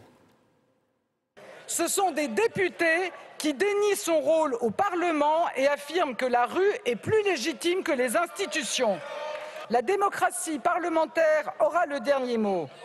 C'est elle qui a permis de forger ce texte, de l'améliorer, de l'enrichir par des propositions de l'Assemblée nationale comme du Sénat, des propositions de la majorité comme des oppositions. Claude Veil, votre réaction face à cette séquence? D'abord, manifestement, ça s'est joué à 9 voix, donc il n'y a pas eu suffisamment de LR qui ont voté finalement pour retoquer, qui ont voté la motion de censure afin que le gouvernement tombe. S'il y a une surprise, elle est plutôt en faveur des partisans de la censure, puisque le score est un peu plus haut que ce qu'on pensait, puisqu'apparemment, si les décomptes que j'ai sont exacts, il y aurait une vingtaine de députés LR qui auraient voté la censure. C'était entre leurs mains que l'issue de l'affaire résidait. Selon l'expression, le coup passe à si près que le chapeau tomba. 9 voix, c'est très très peu. Ça semble confirmer que le gouvernement a fait le bon choix, si je peux dire, la semaine dernière en n'allant pas au vote. Il est assez probable qu'il aurait été battu au scrutin majoritaire. Est-ce que c'était le bon choix tactiquement d'aller au 49-3 compte tenu de ce que ça a remis du carburant dans la contestation? Ça, c'est un autre débat. Donc la question qui se pose maintenant, c'est, vous l'avez évoqué tout à l'heure, il y a d'autres voies de droit qui vont être étudiées. Naturellement, les oppositions ont fait un cours devant le Conseil constitutionnel. Il y a plusieurs débats, Madame est plus compétente que moi, qui sont pendants et qui n'ont pas été tranchés pour le moment. Par exemple, savoir est-ce que le vecteur qui avait été choisi était le bon, etc. etc. Et puis, il y a le RIP, le fameux référendum d'initiative populaire, qui va être mis en route. Je pense que les 4 800 000 signatures de Français qui sont requises devraient être réunies assez facilement. Donc, le feuilleton, d'une certaine façon, ne fait que commencer. Ne fait que commencer d'un point de vue constitutionnel. D'un point de vue politique, est-ce que c'est une victoire à la Pyrrhus, Jean-Sébastien, pour le gouvernement? Parce que malgré tout, elle n'a pas été votée, cette motion. Je crois qu'il y a deux crises qui se jouent en parallèle. Il y a la crise politique qu'on a sous les yeux, puis il y a une crise qui est beaucoup plus profonde. Le risque pour le gouvernement, c'est que la crise qu'on a sous les yeux se transforme justement ou entre en résonance avec les préoccupations des Français qui sont beaucoup plus profondes. C'est une métacrise en quelque sorte. Il y a un doute sur la soutenabilité de notre modèle économique et social et certainement sur la soutenabilité de notre modèle de démocratie. Pas forcément d'ailleurs uniquement à cause des institutions, mais peut-être parce que l'offre politique est tellement éclatée qu'il n'y a plus de majorité dans le pays, et on le voit bien, et cette motion de censure, pour le coup, le prouve, il n'y a pas non plus de majorité alternative, même de majorité négative, de rejet, tout simplement, du texte sur les retraites. Maintenant, je pense que ça va être extrêmement difficile pour Elisabeth Borne d'imaginer, non pas qu'elle peut se maintenir à son poste encore quelques temps, de toute façon, elle tient sa légitimité, quoi qu'en disent les institutions, du président de la République. Mais ça va être très difficile parce qu'on imagine mal comment d'autres textes pourront être votés. Parce que la vraie question, ce qui s'est passé la semaine dernière, pourquoi le gouvernement n'a pas pris le risque du vote? Parce qu'il ne pouvait pas. Parce qu'avant le vote sur le texte de loi, il y avait une motion de rejet. Et sur la motion de rejet, qui suppose que soient présents les députés, parce qu'il n'y a pas de vote de délégation, il manquait 12 voix de la majorité. Donc là, on a beaucoup mis le focus sur les Républicains, parce que ça arrange d'une certaine manière le gouvernement qu'on se pose peu la question sur les doutes au sein de la propre majorité. Mais ce qui s'est passé la semaine dernière, c'est que la motion de rejet aurait été adoptée. Ça aurait de toute façon empêché le vote. Une réaction, s'il vous plaît, Michel Soudet, justement. Est-ce qu'on est à un point de bascule? Un point de bascule, ce qui se dit quand même, c'est que le gouvernement n'a plus véritablement les moyens de se faire entendre. Il peut avoir des majorités ponctuelles, mais à la fois sa légitimité par rapport à une ambiance générale, par rapport aux souhaits des Français ou autres, et le nombre de mensonges et de virages pris montre que sa parole n'est plus véritablement crédible. Donc il va avoir beaucoup de mal à gouverner, et 4 ans, ça va être long. 4 ans, ça va être long. Raquel Garrido est avec nous, députée La France Insoumise en direct de l'Assemblée nationale. Merci beaucoup d'être avec nous pour une réaction à chaud. Justement, votre réaction à cette motion de censure qui a été rejetée de justesse. Donc, motion de censure transpartisane, Raquel Garrido. En effet, le vote est passé très près, le vent du boulet est passé très proche de Matignon. Alors bien sûr, je suis déçue, j'aurais vraiment préféré qu'à l'occasion de ce vote, on enterre définitivement la loi sur les retraites à 64 ans. Mais le côté ric-rac du vote me pousse à confirmer qu'effectivement, il n'y avait pas de majorité ici à l'Assemblée nationale pour cette loi. Et que du coup, quand on regarde rétrospectivement tous les choix stratégiques du gouvernement, c'est-à-dire passer par le 47.1 pour faire un texte prétendument budgétaire, pour ensuite du coup pouvoir faire le 49.3 hors quota de session ordinaire, on voit bien que dans leur esprit, tout était ficelé pour un passage en force. Mais ce qui peut-être aurait pu passer crème si le peuple n'avait pas été mobilisé, finalement c'est fait aux yeux de tous les Français qui étaient très attentifs au vote ici à l'Assemblée nationale la semaine dernière, comme ce soir, je l'imagine. Et par conséquent, à la crise sociale, au combat social qui est en cours dans le pays depuis maintenant 2 mois contre la retraite à 64 ans, vient se rajouter la bataille démocratique. Vous avez vu à quel point la colère et la frustration civique a monté d'un cran. Vous allez continuer justement à vous opposer au texte maintenant qu'il est adopté? Comment en fait? Madame Stéphanie Antoine, vous avez lu comme moi l'article 49.3 de la Constitution. Que dit-il? Il permet au président de considérer comme adopté. Qu'est-ce que ça veut dire, ça? Considérer comme adopté une loi qui n'a pas été en fait adoptée. Vous voyez, ça ne remplit pas les standards démocratiques minimums de notre pays et même de la plupart des grandes démocraties. Donc concrètement, vous allez saisir bien vu dans la rue que les gens sont ulcérés par ce passage en force. Vous allez saisir le Conseil constitutionnel, par exemple? Absolument.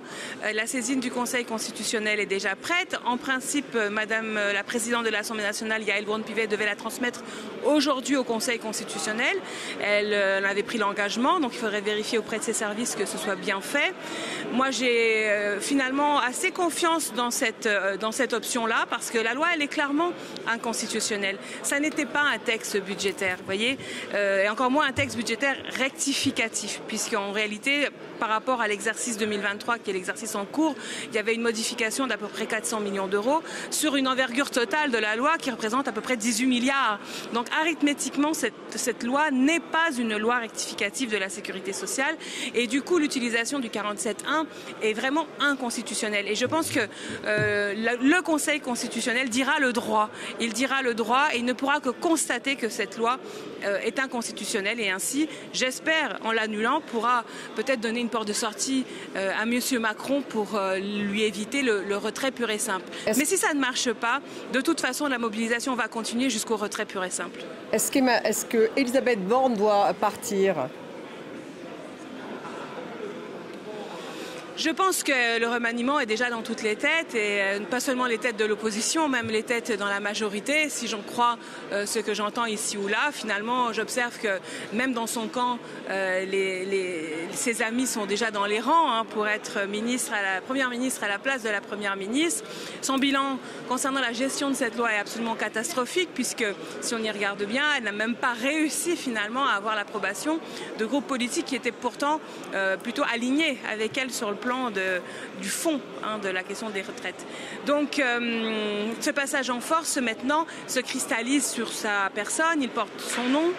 Et effectivement, je pense que le remaniement est proche. Merci beaucoup Raquel Garrido d'avoir été avec nous, députée La France Insoumise. Vous étiez en direct de l'Assemblée nationale. On va justement interroger maintenant la constitutionnaliste de ce plateau, Anne-Marie Le Pourrier. Alors, elle parlait justement, Raquel Garrido, à l'instant du 47.1 et sa possibilité, enfin peut-être une possibilité que ça soit anticonstitutionnel. C'est parce que le Conseil constitutionnel, du coup, pourrait censurer une partie de la loi, voire tout le texte.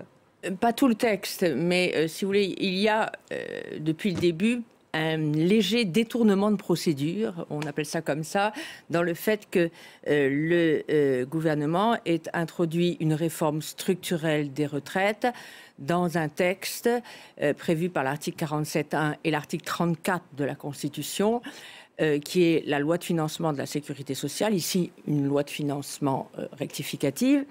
Or, ce type de loi a un objet qui est fixé par la Constitution et par la loi organique sur les lois de financement de la sécurité sociale. Et cet objet, eh bien, c'est de déterminer le budget annuel de la sécurité sociale et les équilibres financiers de la sécurité sociale pour l'année à venir.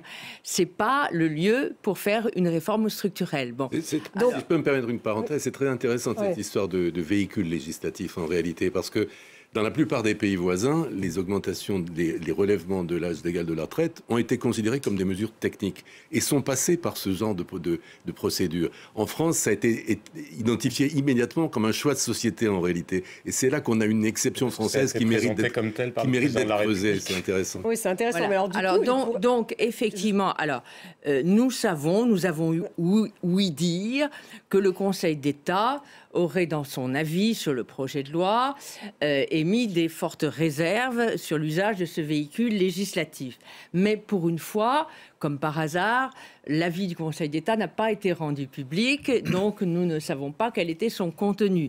Mais si effectivement il y a des problèmes, alors évidemment j'ai vu que le 14 mars 2022 a été votée une loi organique qui a augmenté le nombre de dispositions qu'on peut mettre dans une loi de financement de la sécurité sociale, qui a peut-être été un peu préparée à l'avant. Mais en tout état de cause, il n'est pas impossible que le Conseil constitutionnel dise c'est un cavalier, ça n'a pas sa place dans une loi de financement de la sécurité sociale, et donc, en tout cas au moins certaines dispositions, et qu'il invalide. C'est pas... Mais simplement, est-ce qu'il aura le courage lui-même de le faire? Ça, je ne sais pas. Mais enfin, il pourrait ne pas avoir le courage juridiquement, de le faire, mais il y a un problème. Il pourrait ne pas avoir le courage de le faire, le Conseil constitutionnel. Parce il y a plusieurs mesures qui sont bien que les juges constitutionnels mesurent l'impact politique de ce qu'ils font aussi. Et le plus vraisemblable, c'est que le Conseil constitutionnel émette un jugement de Salomon, on enlève quelques dispositions. Mais enfin, là comme c'est une... L'article 2, par exemple, clairement un article un cavalier législatif habituel. C'est sur l'index senior. En plus, cet article 2 a été battu. C'est le seul qui a eu un vote contre complet à l'Assemblée nationale, et le gouvernement l'a rétabli en l'envoyant au Sénat. Et donc, finalement, on se retrouverait avec un texte modifié.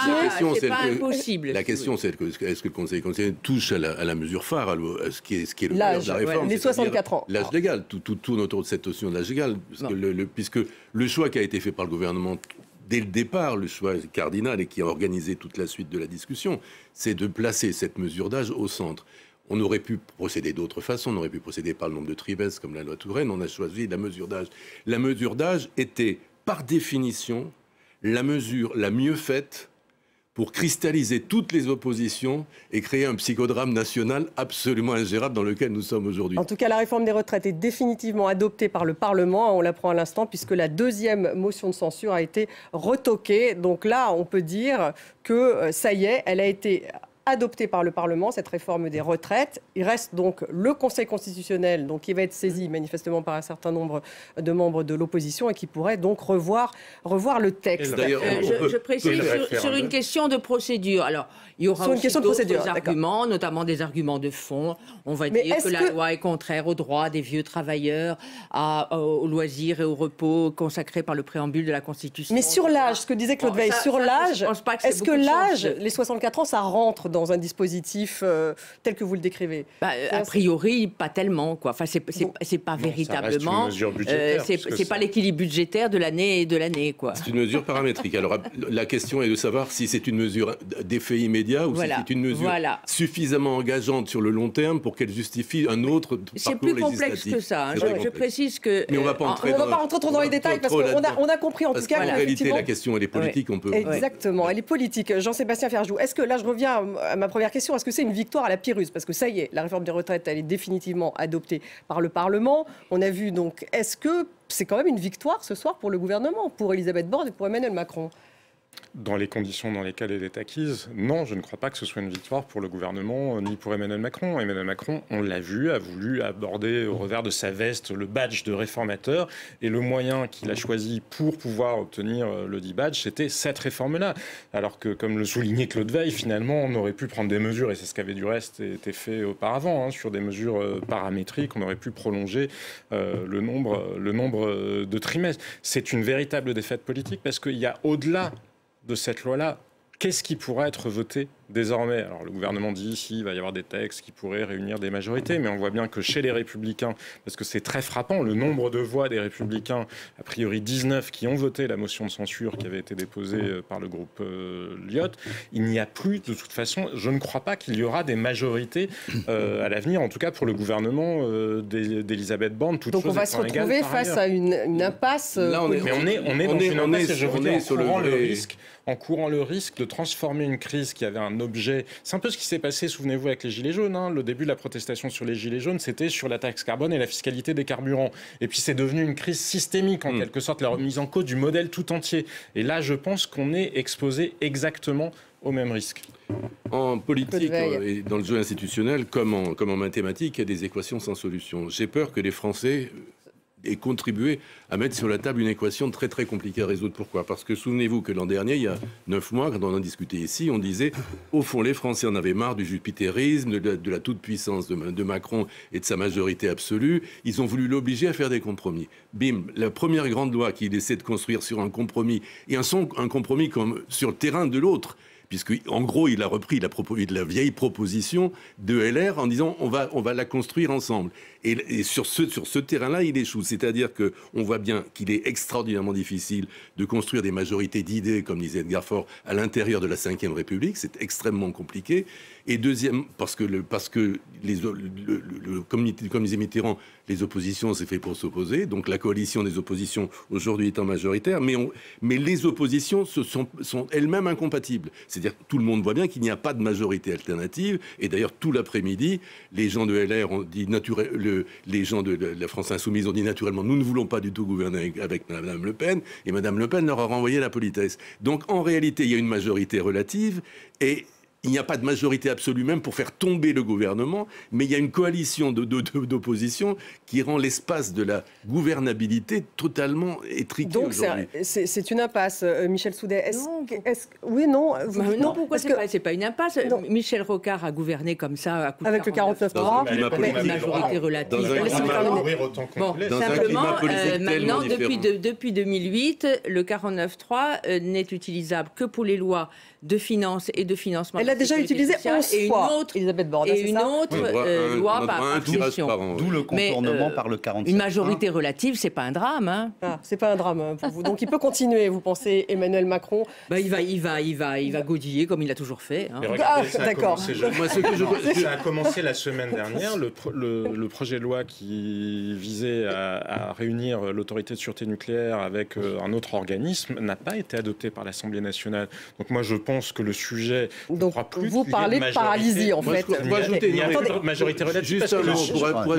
La problématique, c'est que la majorité elle-même est divisée. Le sujet, il est là. La majorité elle-même est divisée. Il y a un problème particulier qui tient aussi au fait que notre constitution, Madame sait ça mieux que moi, est une constitution chauve-souris, moitié présidentielle, moitié parlementaire. On va y revenir justement sur la constitution. Donc on a inventé un système qui permet, lorsqu'il y a majorité présidentielle et la majorité parlementaire ne coïncidaient pas, on a inventé la cohabitation. Ça marchait sous le septennat. Je pense que sous le quinquennat, la cohabitation est totalement impossible. Et qu'en réalité, si on arrivait à une impasse institutionnelle, en réalité, imaginons que demain Macron dissolve, tout à fait, il peut tout à fait le faire. On peut imaginer que l'Assemblée qui revienne serait une Assemblée par 3 tiers, un tiers d'un bloc centriste, un tiers très à gauche, un tiers très à droite, et que ça soit totalement ingouvernable. À partir de là, je me demande comment on sort d'une situation comme ça. Comment sortir de cette... Parce que tant qu'on était dans le système bipolaire, l'essuie-glace marchait bien, on perdait les élections, le camp d'en face prenait la baie. Mais là, le camp d'en face, c'est qui ?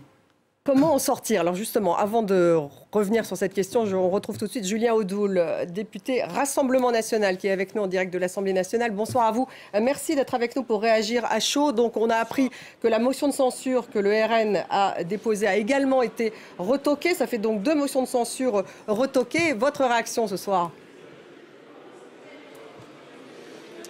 Ma réaction, c'est la déception pour tous les Français, mais c'est surtout la crainte de voir la situation s'envenimer, de voir la colère monter, parce que très clairement, c'est pas une victoire pour la France, c'est pas une victoire pour la République ce qui s'est passé et ces 2 motions de censure rejetées. On aurait pu justement avoir une autre porte de sortie qui aurait pu apaiser la situation. On aurait pu avoir un gouvernement responsable qui aurait posé la question aux Français par le biais du référendum, l'article 11 de la Constitution, pour justement que les Français puissent avoir la parole sur un texte aussi important. On aurait pu avoir une dissolution qui aurait pu, sortir de cette crise politique, parce que nous sommes en crise politique.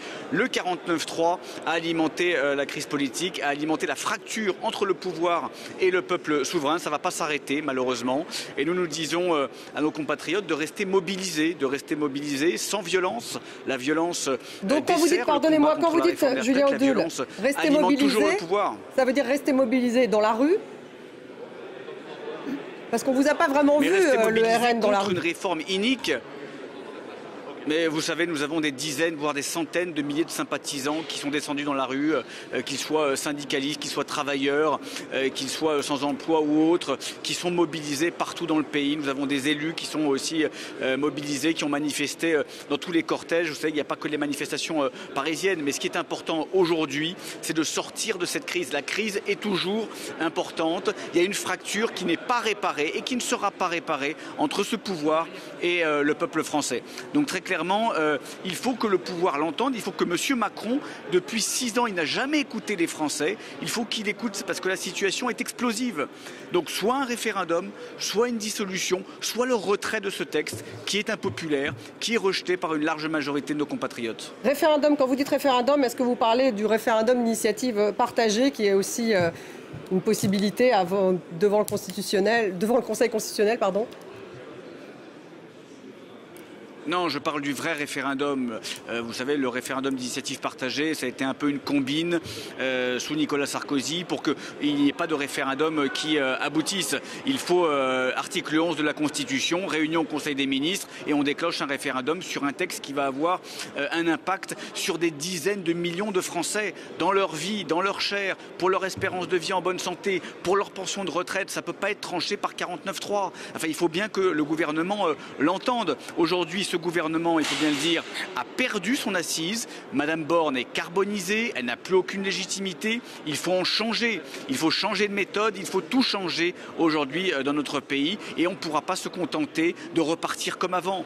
Et je pense que le gouvernement fait une erreur s'il croit qu'il a gagné ce soir et qu'il pourra continuer à gouverner contre le peuple français. Ce n'est pas possible. Merci Julien Audoul. Julien Audoul, député Rassemblement National. Vous étiez en direct de l'Assemblée nationale. Je me tourne vers vous, Anne-Marie Pourier. Donc cette histoire de référendum, on voit finalement que chacun essaie de trouver une voie, je dirais, institutionnelle pour sortir de cette crise. Donc effectivement, le président peut dissoudre l'Assemblée nationale, mais enfin bon, le risque serait probablement trop grand.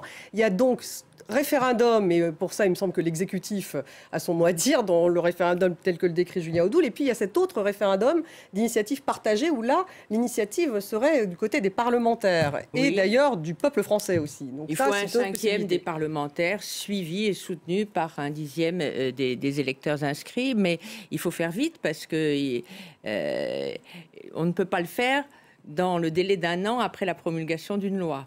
Donc, ça a intérêt à se mettre en route en vitesse. Donc, il faudrait. La France insoumise. Mais quant au président de la République, je ne vois pas pourquoi. S'il avait voulu choisir la voie référendaire, il l'aurait fait depuis le début. Bon, maintenant, ça y est, c'est considéré comme adopté. Il y a le Conseil constitutionnel et basta.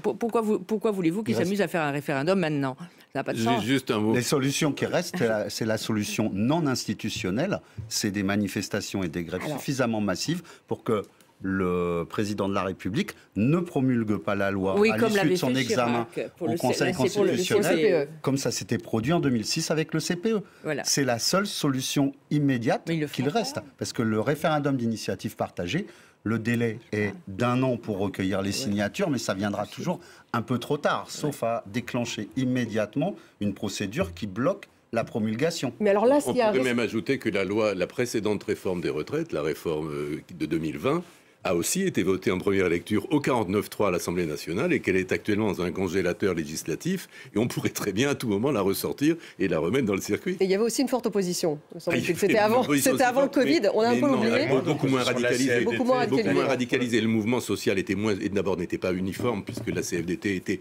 globalement, même si elle a décroché un peu en cours de route, globalement sur l'approche de la philosophie, la réforme universelle, la CFDT était favorable, et puis la crispation dans le pays n'était évidemment pas du tout la même. Là, ce qui s'est passé, c'est encore une fois, c'est que je crois qu'il faut tout à l'heure, mon voisin disait qu'il y a deux terrains. Moi, je crois qu'il faut distinguer le terrain de la crise sociale et de la crise politique, qui sont, à mon avis, deux choses assez différentes. Il y a aussi une crise démocratique extrêmement forte. Et de la crise, mais quand j'entends la crise politique, elle ne fait que ça. J'englobe la crise démocratique dans la crise politique. Mais puisque beaucoup de gens nous regardent de l'étranger, je voudrais quand même préciser que La France n'est pas en révolution, la France n'est pas en insurrection, les gens vaquent à leurs occupations habituelles, ils vont au travail le matin, le taux de grévistes est extraordinairement bas, sauf dans le secteur... Enfin, il y a quand même eu des manifestations, Claude Veil, qui étaient suivies. Oui, mais aujourd'hui, alors nous parlons, il y a des grèves dans les secteurs clés, l'énergie, de certains transports, il y a des grèves, une grève là, vous êtes très rassurant, alors ils ont vu évidemment les images de poubelles depuis une semaine dans Paris. Mais la France n'est pas en révolution. Il faut quand même garder un... faut toujours se méfier de l'effet de loupe médiatique. Ah oui, je me méfie. Jean-Sébastien, vous êtes d'accord? Il faut se méfier de l'effet de loupe. La colère n'a pas l'air de retomber tout de même entièrement en ce moment, enfin, Jean-Sébastien Ferjou. Mais pourquoi voulez-vous qu'elle retombe immédiatement? Bien sûr, ça va pourrir tout doucement, mais on n'est pas vraiment pas en révolution. Jean-Sébastien? Non, mais par définition, une révolution ne se programme pas à heure fixe, ni... Non, mais est-ce qu'il y a un risque d'embrasement du pays? Parce qu'on est en train d'entrer dans un bras de fer, tout de même, entre les exécutifs. Il y a un risque de violence, parce que quand un système politique ne parvient plus à canaliser la violence et la polarisation de la société, et on le disait tout à l'heure, on est dans une société qui est non seulement extrêmement fracturée, mais qui ne sait plus se projeter dans l'avenir. Parce que là, il y a un refus de ce projet du gouvernement très large, quand vous avez 93% des actifs et toutes catégories sociales confondues, aussi bien des cas de sup que des ouvriers qui sont opposés à cette réforme, je pense qu'on peut dire quand même qu'il y a un léger coup de canif dans le contrat social. Et donc quand vous cumulez tout ça avec la crise démocratique dont on parlait, avec une réforme qui d'ailleurs en plus n'a aucun intérêt budgétaire, parce que c'est quand même ça qui est le plus consternant dans l'histoire, c'est que ça n'a aucun sens. Quand vous voyez avec l'intelligence artificielle, de toute façon, faire des hypothèses budgétaires à 15 ans, à 20 ans, alors que vraisemblablement tous les métiers que nous connaissons vont être révolutionnés avec la robotique, avec l'intelligence artificielle, c'est complètement absurde. Mais encore une fois, c'est une forme de caprice d'Emmanuel Macron qui, parce qu'il n'a pas véritablement de projet, faute, mais c'est pas lui tout seul, c'est la société française qui n'en a plus. Et on voit d'ailleurs que c'est un peu partout. Mais je suis entièrement d'accord, c'est pas sa responsabilité à lui. Lui a l'hubris d'aller au-devant de ce problème-là. Donc moi, je vous dis qu'un système qui ne sait plus canaliser par la politique ces divisions est un système qui, de toute façon, mécaniquement, va à la violence. Alors, ça ne sera peut-être pas ce soir, dans 6 mois, dans 2 ans, je ne sais pas, mais ça va à la violence. Marc Ferracci, vous êtes avec nous en direct de l'Assemblée nationale, député La République En Marche des Français de l'étranger. Merci de réagir à chaud avec nous. Est-ce que c'est une victoire à la Pyrrhus ce soir ? Non, c'est le constat qu'il n'y a pas de majorité pour rejeter cette réforme des retraites, puisque toutes les personnes qui ont voté cette motion de censure s'opposaient à la réforme des retraites en même temps qu'ils souhaitaient la chute du gouvernement. Donc le premier constat, c'est qu'aucune majorité ne s'est dégagée contre cette réforme. Et le deuxième constat, qui est la simple lecture de nos institutions, c'est que la réforme est adoptée. La réforme est adoptée de manière cohérente avec ce que prévoit notre Constitution. Et de ce point de vue, je pense qu'aujourd'hui, on a une forme de clarification qui s'est opérée. Une clarification qui s'est faite au détriment d'un petit peu de cohérence politique, je dois quand même le dire, puisqu'on l'a vu, un certain nombre des députés du groupe LR en particulier ont voté la motion de censure. Et ce faisant, on a eu l'occasion de découvrir une sorte de tour de piste de la tartufferie. Parce que des députés qui, après avoir défendu le programme d'une candidate à la présidentielle qui prenait un âge légal à 65 ans, un député, M. De Courson, qui portait cette motion de censure, qui a obtenu 278 voix, ce qui est un score important, qui lui-même, il y a quelques années, déposait des amendements pour que la retraite soit à 64 ans, moi j'appelle ça de la tartufferie, j'appelle ça de l'incohérence. Oui. Aujourd'hui, chacun a été mis devant ses responsabilités. La majorité a assumé les siennes, le gouvernement a assumé les siennes. La responsabilité, c'est de préserver notre système par répartition. Oui. Marc Ferracci, justement, comment Emmanuel Macron peut-il reprendre la main? Parce que ce que vous décrivez, ce dont on parle sur ce plateau, c'est cette majorité très relative. On l'a vu à la fois côté motion de censure, puisque ça s'est joué quand même à 9 voix, donc c'était serré. Le texte n'aurait pas pu passer par le vote la semaine dernière. Comment va-t-il continuer? Comment peut-il reprendre la main? Il reste quand même 4 ans de quinquennat. Vous savez, la majorité relative, on ne la découvre pas. La majorité relative, elle existe depuis le 19 juin dernier, au sortir des élections législatives. Nous savons que pour faire adopter des textes, il faut trouver des compromis. Sur tous les textes. Mais là, vous ne l'avez pas trouvé. Là, vous ne l'avez pas trouvé. Sur cette réforme qui était censée être la mère de toutes les réformes. Pardonnez-moi, je termine. Allez-y.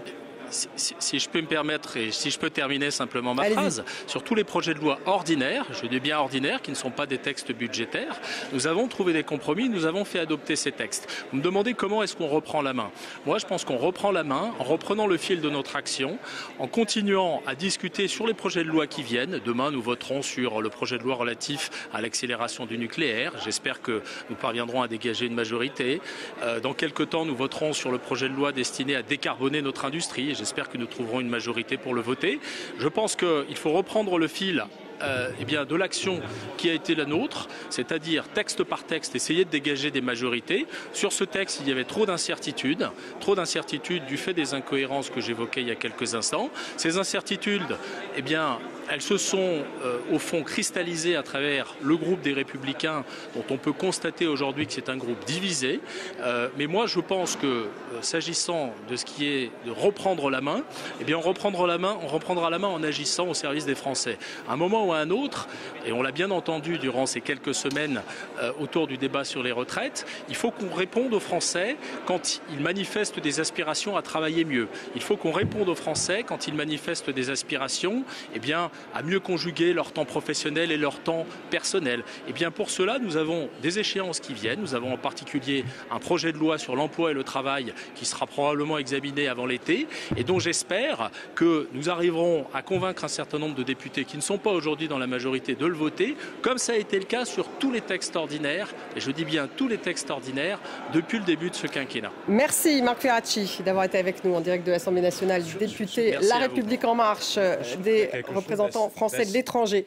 Oui, je trouve qu'il y a quelque chose d'assez extravagant sur cette rhétorique de l'incohérence supposée des députés républicains qui ont voté la motion de censure. Justement, les députés républicains, alors il y a quand même une crise dans ce parti. Non, mais il y a une crise, ça personne ne peut lier. Je ne sais pas qui a la durée de vie la plus longue désormais à son poste, Elisabeth Borne ou Éric Ciotti. Ça, il y a une crise chez les républicains, personne ne peut le nier. En revanche, mais moi je ne vois pas d'incohérence, mais dans les projets, à commencer par celui de François Fillon, il y avait 500 000 suppressions de postes de fonctionnaires. C'est une vision qui s'inscrivait sur la maîtrise totale des finances publiques. Réduire la droite à une vision technocratique sur un faux souci budgétaire, parce qu'on sait très bien que là, cette réforme, elle ne règle quasiment rien. François Bayrou lui-même le rappelait encore ce week-end, en oubliant la liberté des individus, la liberté de parcours, par exemple la capitalisation, les mesures en faveur de la famille. Non, pardon, moi je ne vois pas d'incohérence quand on est de droite à s'opposer à cette réforme-là, parce que cette réforme-là, c'est juste le pire de ce que la technocratie française produit. En tout cas, il a encore de l'espoir, si je comprends bien, Michel Soudet, à l'entendre le député, Marc Ferracci. Donc, il pense que Emmanuel Macron va pouvoir, justement, trouver des majorités, continuer à travailler. Il nous dresse un beau tableau rose de ce qui serait possible de faire, les aspirations à travailler mieux, donc on va pouvoir y répondre. Désolé, mais... l'Assemblée nationale, les politiques ne répondent absolument pas à ça, en aucune manière. D'ailleurs, dès qu'il suffit d'interroger un politique comme Bruno Le Maire ou autre, ils n'ont pas le pouvoir de dire il faut augmenter les salaires. Les patrons, écoutez, vous payez trop, vous payez moins. Ils n'ont pas ce pouvoir-là. Donc quand ils disent on va améliorer la qualité de vie quotidienne... Oui, parce qu'il y a la loi travail qui doit être discutée. On peut rêver. Ça aura autant d'influence que l'index d'égalité homme-femme qui n'a pas réduit l'écart de salaire en une vingtaine d'années. Mais c'est la vraie question. Regardez même la rhétorique qui a été adoptée par le gouvernement de dire il fallait faire ça, soit vis-à-vis de Bruxelles, soit vis-à-vis des marchés financiers. Mais alors manifestement, quand on lit ce que dit...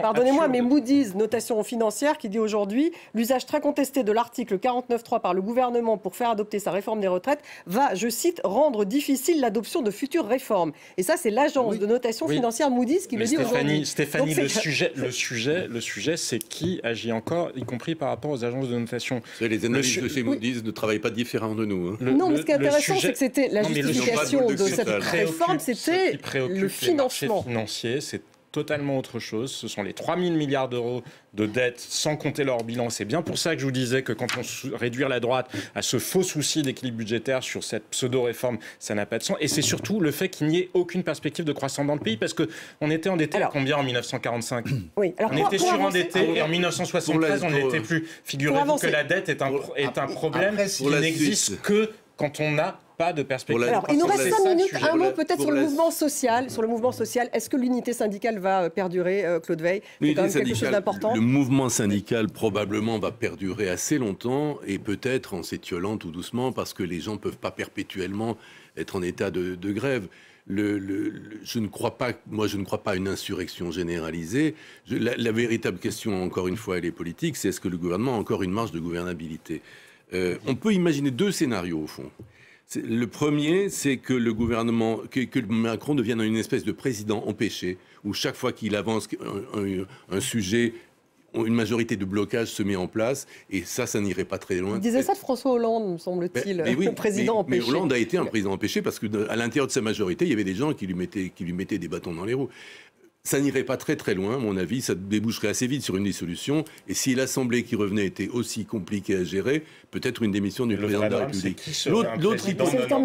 L'autre hypothèse, c'est que, comment dire, sur ce terrain-là, les oppositions sont montées aux extrêmes. Jamais on n'entend des outrances verbales aussi absurdes, les gouvernements traités d'assassins, la France, les enfants de 4 ans dans les mines poussant les wagons, et on a tout entendu. Mais ça risque de a tout entendu. Et je pense que parce qu'il y a eu l'idée, cette fois on le tient. On est sur un terrain tellement favorable avec l'opinion publique derrière nous et un sujet qui fédère toutes les oppositions, cette fois on le tient. Et si le truc retombe, peut-être qu'il va y avoir derrière quelque chose qui pourrait ressembler à une éclaircie pour le gouvernement. C'est les 2 hypothèses. Mais est-ce qu'il va retomber, Michel Soudet? Moi, ce que je vois comme principale retombée, c'est pas le mouvement social va continuer un peu, peut-être il va s'étioler, mais ce qui va rester, c'est un formidable ressentiment de la colère. Et le ressentiment, ça se paye dans les élections qui suivent. Ça peut se payer Donc à qui ça va profiter? De manière dramatique. À qui ça peut profiter? À celles qui se planquent aujourd'hui à l'Assemblée nationale pour défendre la motion de censure du Rassemblement national. Marine Le Pen ne s'est pas mouillée. Elle a envoyé Laure Lavalette qui, à 2 ou 3 reprises, a fait l'éloge de Marine Le Pen à la tribune de l'Assemblée nationale, sans jamais abattre ses cartes. Quelles mesures elle veut, quelle réforme des retraites elle aurait voulu, ou autre, tout ça, c'est dans le fond. Donc ça lui profite.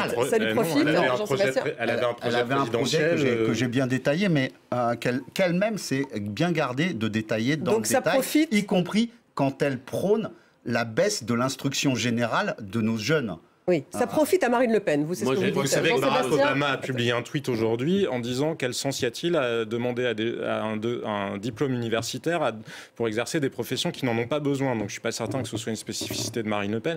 Mais moi je pense que ça ne profite à personne vraiment. On est dans un pourrissement. Les enquêtes d'opinion montrent que le Rassemblement national ne bénéficie pas particulièrement de la situation actuelle. Parce que je rebondissais tout à l'heure sur ce que disait Claude Veil, effectivement Emmanuel Macron est vraisemblablement un président empêché. Mais la question qui est dramatique pour la France, c'est qui ne serait pas un président ou une présidente empêchée de toute façon. Il n'y a plus de vision, l'offre politique est enlisée.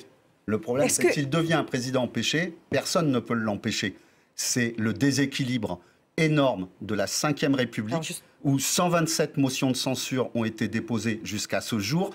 Une seule a été au bout. C'était sur l'élection du président de la République au suffrage universel qui était désapprouvée par l'Assemblée nationale. Une seule, il y a 61 ans. J'avais 4 mois. Anne-Marie Le Poirier, justement, est-ce qu'on peut sortir par une réforme des institutions? Est-ce que la Ve République devrait partir par la France entière ne jurait que par la proportionnelle? Voilà. Vous l'avez, vous êtes content et vous dites que c'est la crise. Alors, qui ça vous? J'espère qu'on va réfléchir désormais et se dire qu'au moins on pourrait peut-être éviter ça, la proportionnelle. Donc vous pensez pas les bonnes idées qui sont en train de parce que là ça va donc est-ce qu'il y aurait une solution institutionnelle? Est-ce qu'il doit y avoir des réformes de la Ve République? Institutionnelle, c'est que Macron finira son mandat en godillant avec des majorités, on l'a dit 10 fois déjà. Mais s'il n'y a plus une possibilité d'avoir des majorités aussi claires, c'est compliqué pour la... Il n'aura certainement pas de majorité très claire, mais l'essentiel est qu'il en ait une. Il y a quand même peu de sujets il va bricoler comme ça. Il y a peu de sujets qui créeront une cristallisation aussi forte, parce que, encore une fois, j'ai évoqué au début, la question des retraites en France est tellement existentielle. Il y a de l'idée en France que je ne partage pas, pardon pour mes citoyens, que la vie commence à 62 ans. Non, la vie commence pas à 62 ans. Le travail, c'est intéressant, c'est quelquefois très dur. Donc, mais il y a en France une idéalisation de la retraite qui fait que le débat donc pas de réforme des institutions intéressantes à vos yeux. Évidemment que les institutions sont irréformables. Comment voulez-vous obtenir une majorité à l'Assemblée et au Sénat dans ce contexte-là pour changer les institutions? Revenir au septennat, par exemple, vous dites. Mais ce ne sont pas les institutions qui sont malades, c'est la sociologie politique, c'est autre chose. Exactement. Enfin, il faut arrêter de dire que ce sont les institutions quand c'est la société elle-même et la société politique, entre autres, qui sont de mauvaise qualité. Je suis désolé de le dire. Moi, je suis entièrement d'accord avec ça. C'est comme si on disait, tiens, on n'arrive plus à vendre d'iPhone, si Apple se disait, on n'arrive plus à vendre d'iPhone parce que le produit n'intéresse plus, on va redécorer le magasin. Mais on s'en fiche de redécorer le magasin. Le sujet, c'est qu'il n'y a plus d'offre politique. Quand j'entends dire que la sociologie a changé, que les gens ne sont plus les mêmes, effectivement, ben oui, les institutions ne sont peut-être plus adaptées à ce que sont devenus les Français. Merci. Là, il y a un problème. Disons qu'on a un problème avec l'hyper-présidentialisme qui, dans une société d'opinion, devient de plus en plus difficile à gérer parce que la focalisation de tout sur une personne est explosive. Non, dit Anne-Marie Le Fourier. Merci beaucoup d'avoir été avec nous ce soir, Jean-Sébastien Ferjou, Claude Veil, Michel Soudet. Merci donc aux différents députés qui ont participé à ce débat. Merci à vous tous de nous avoir suivis et vous restez avec nous sur France 24.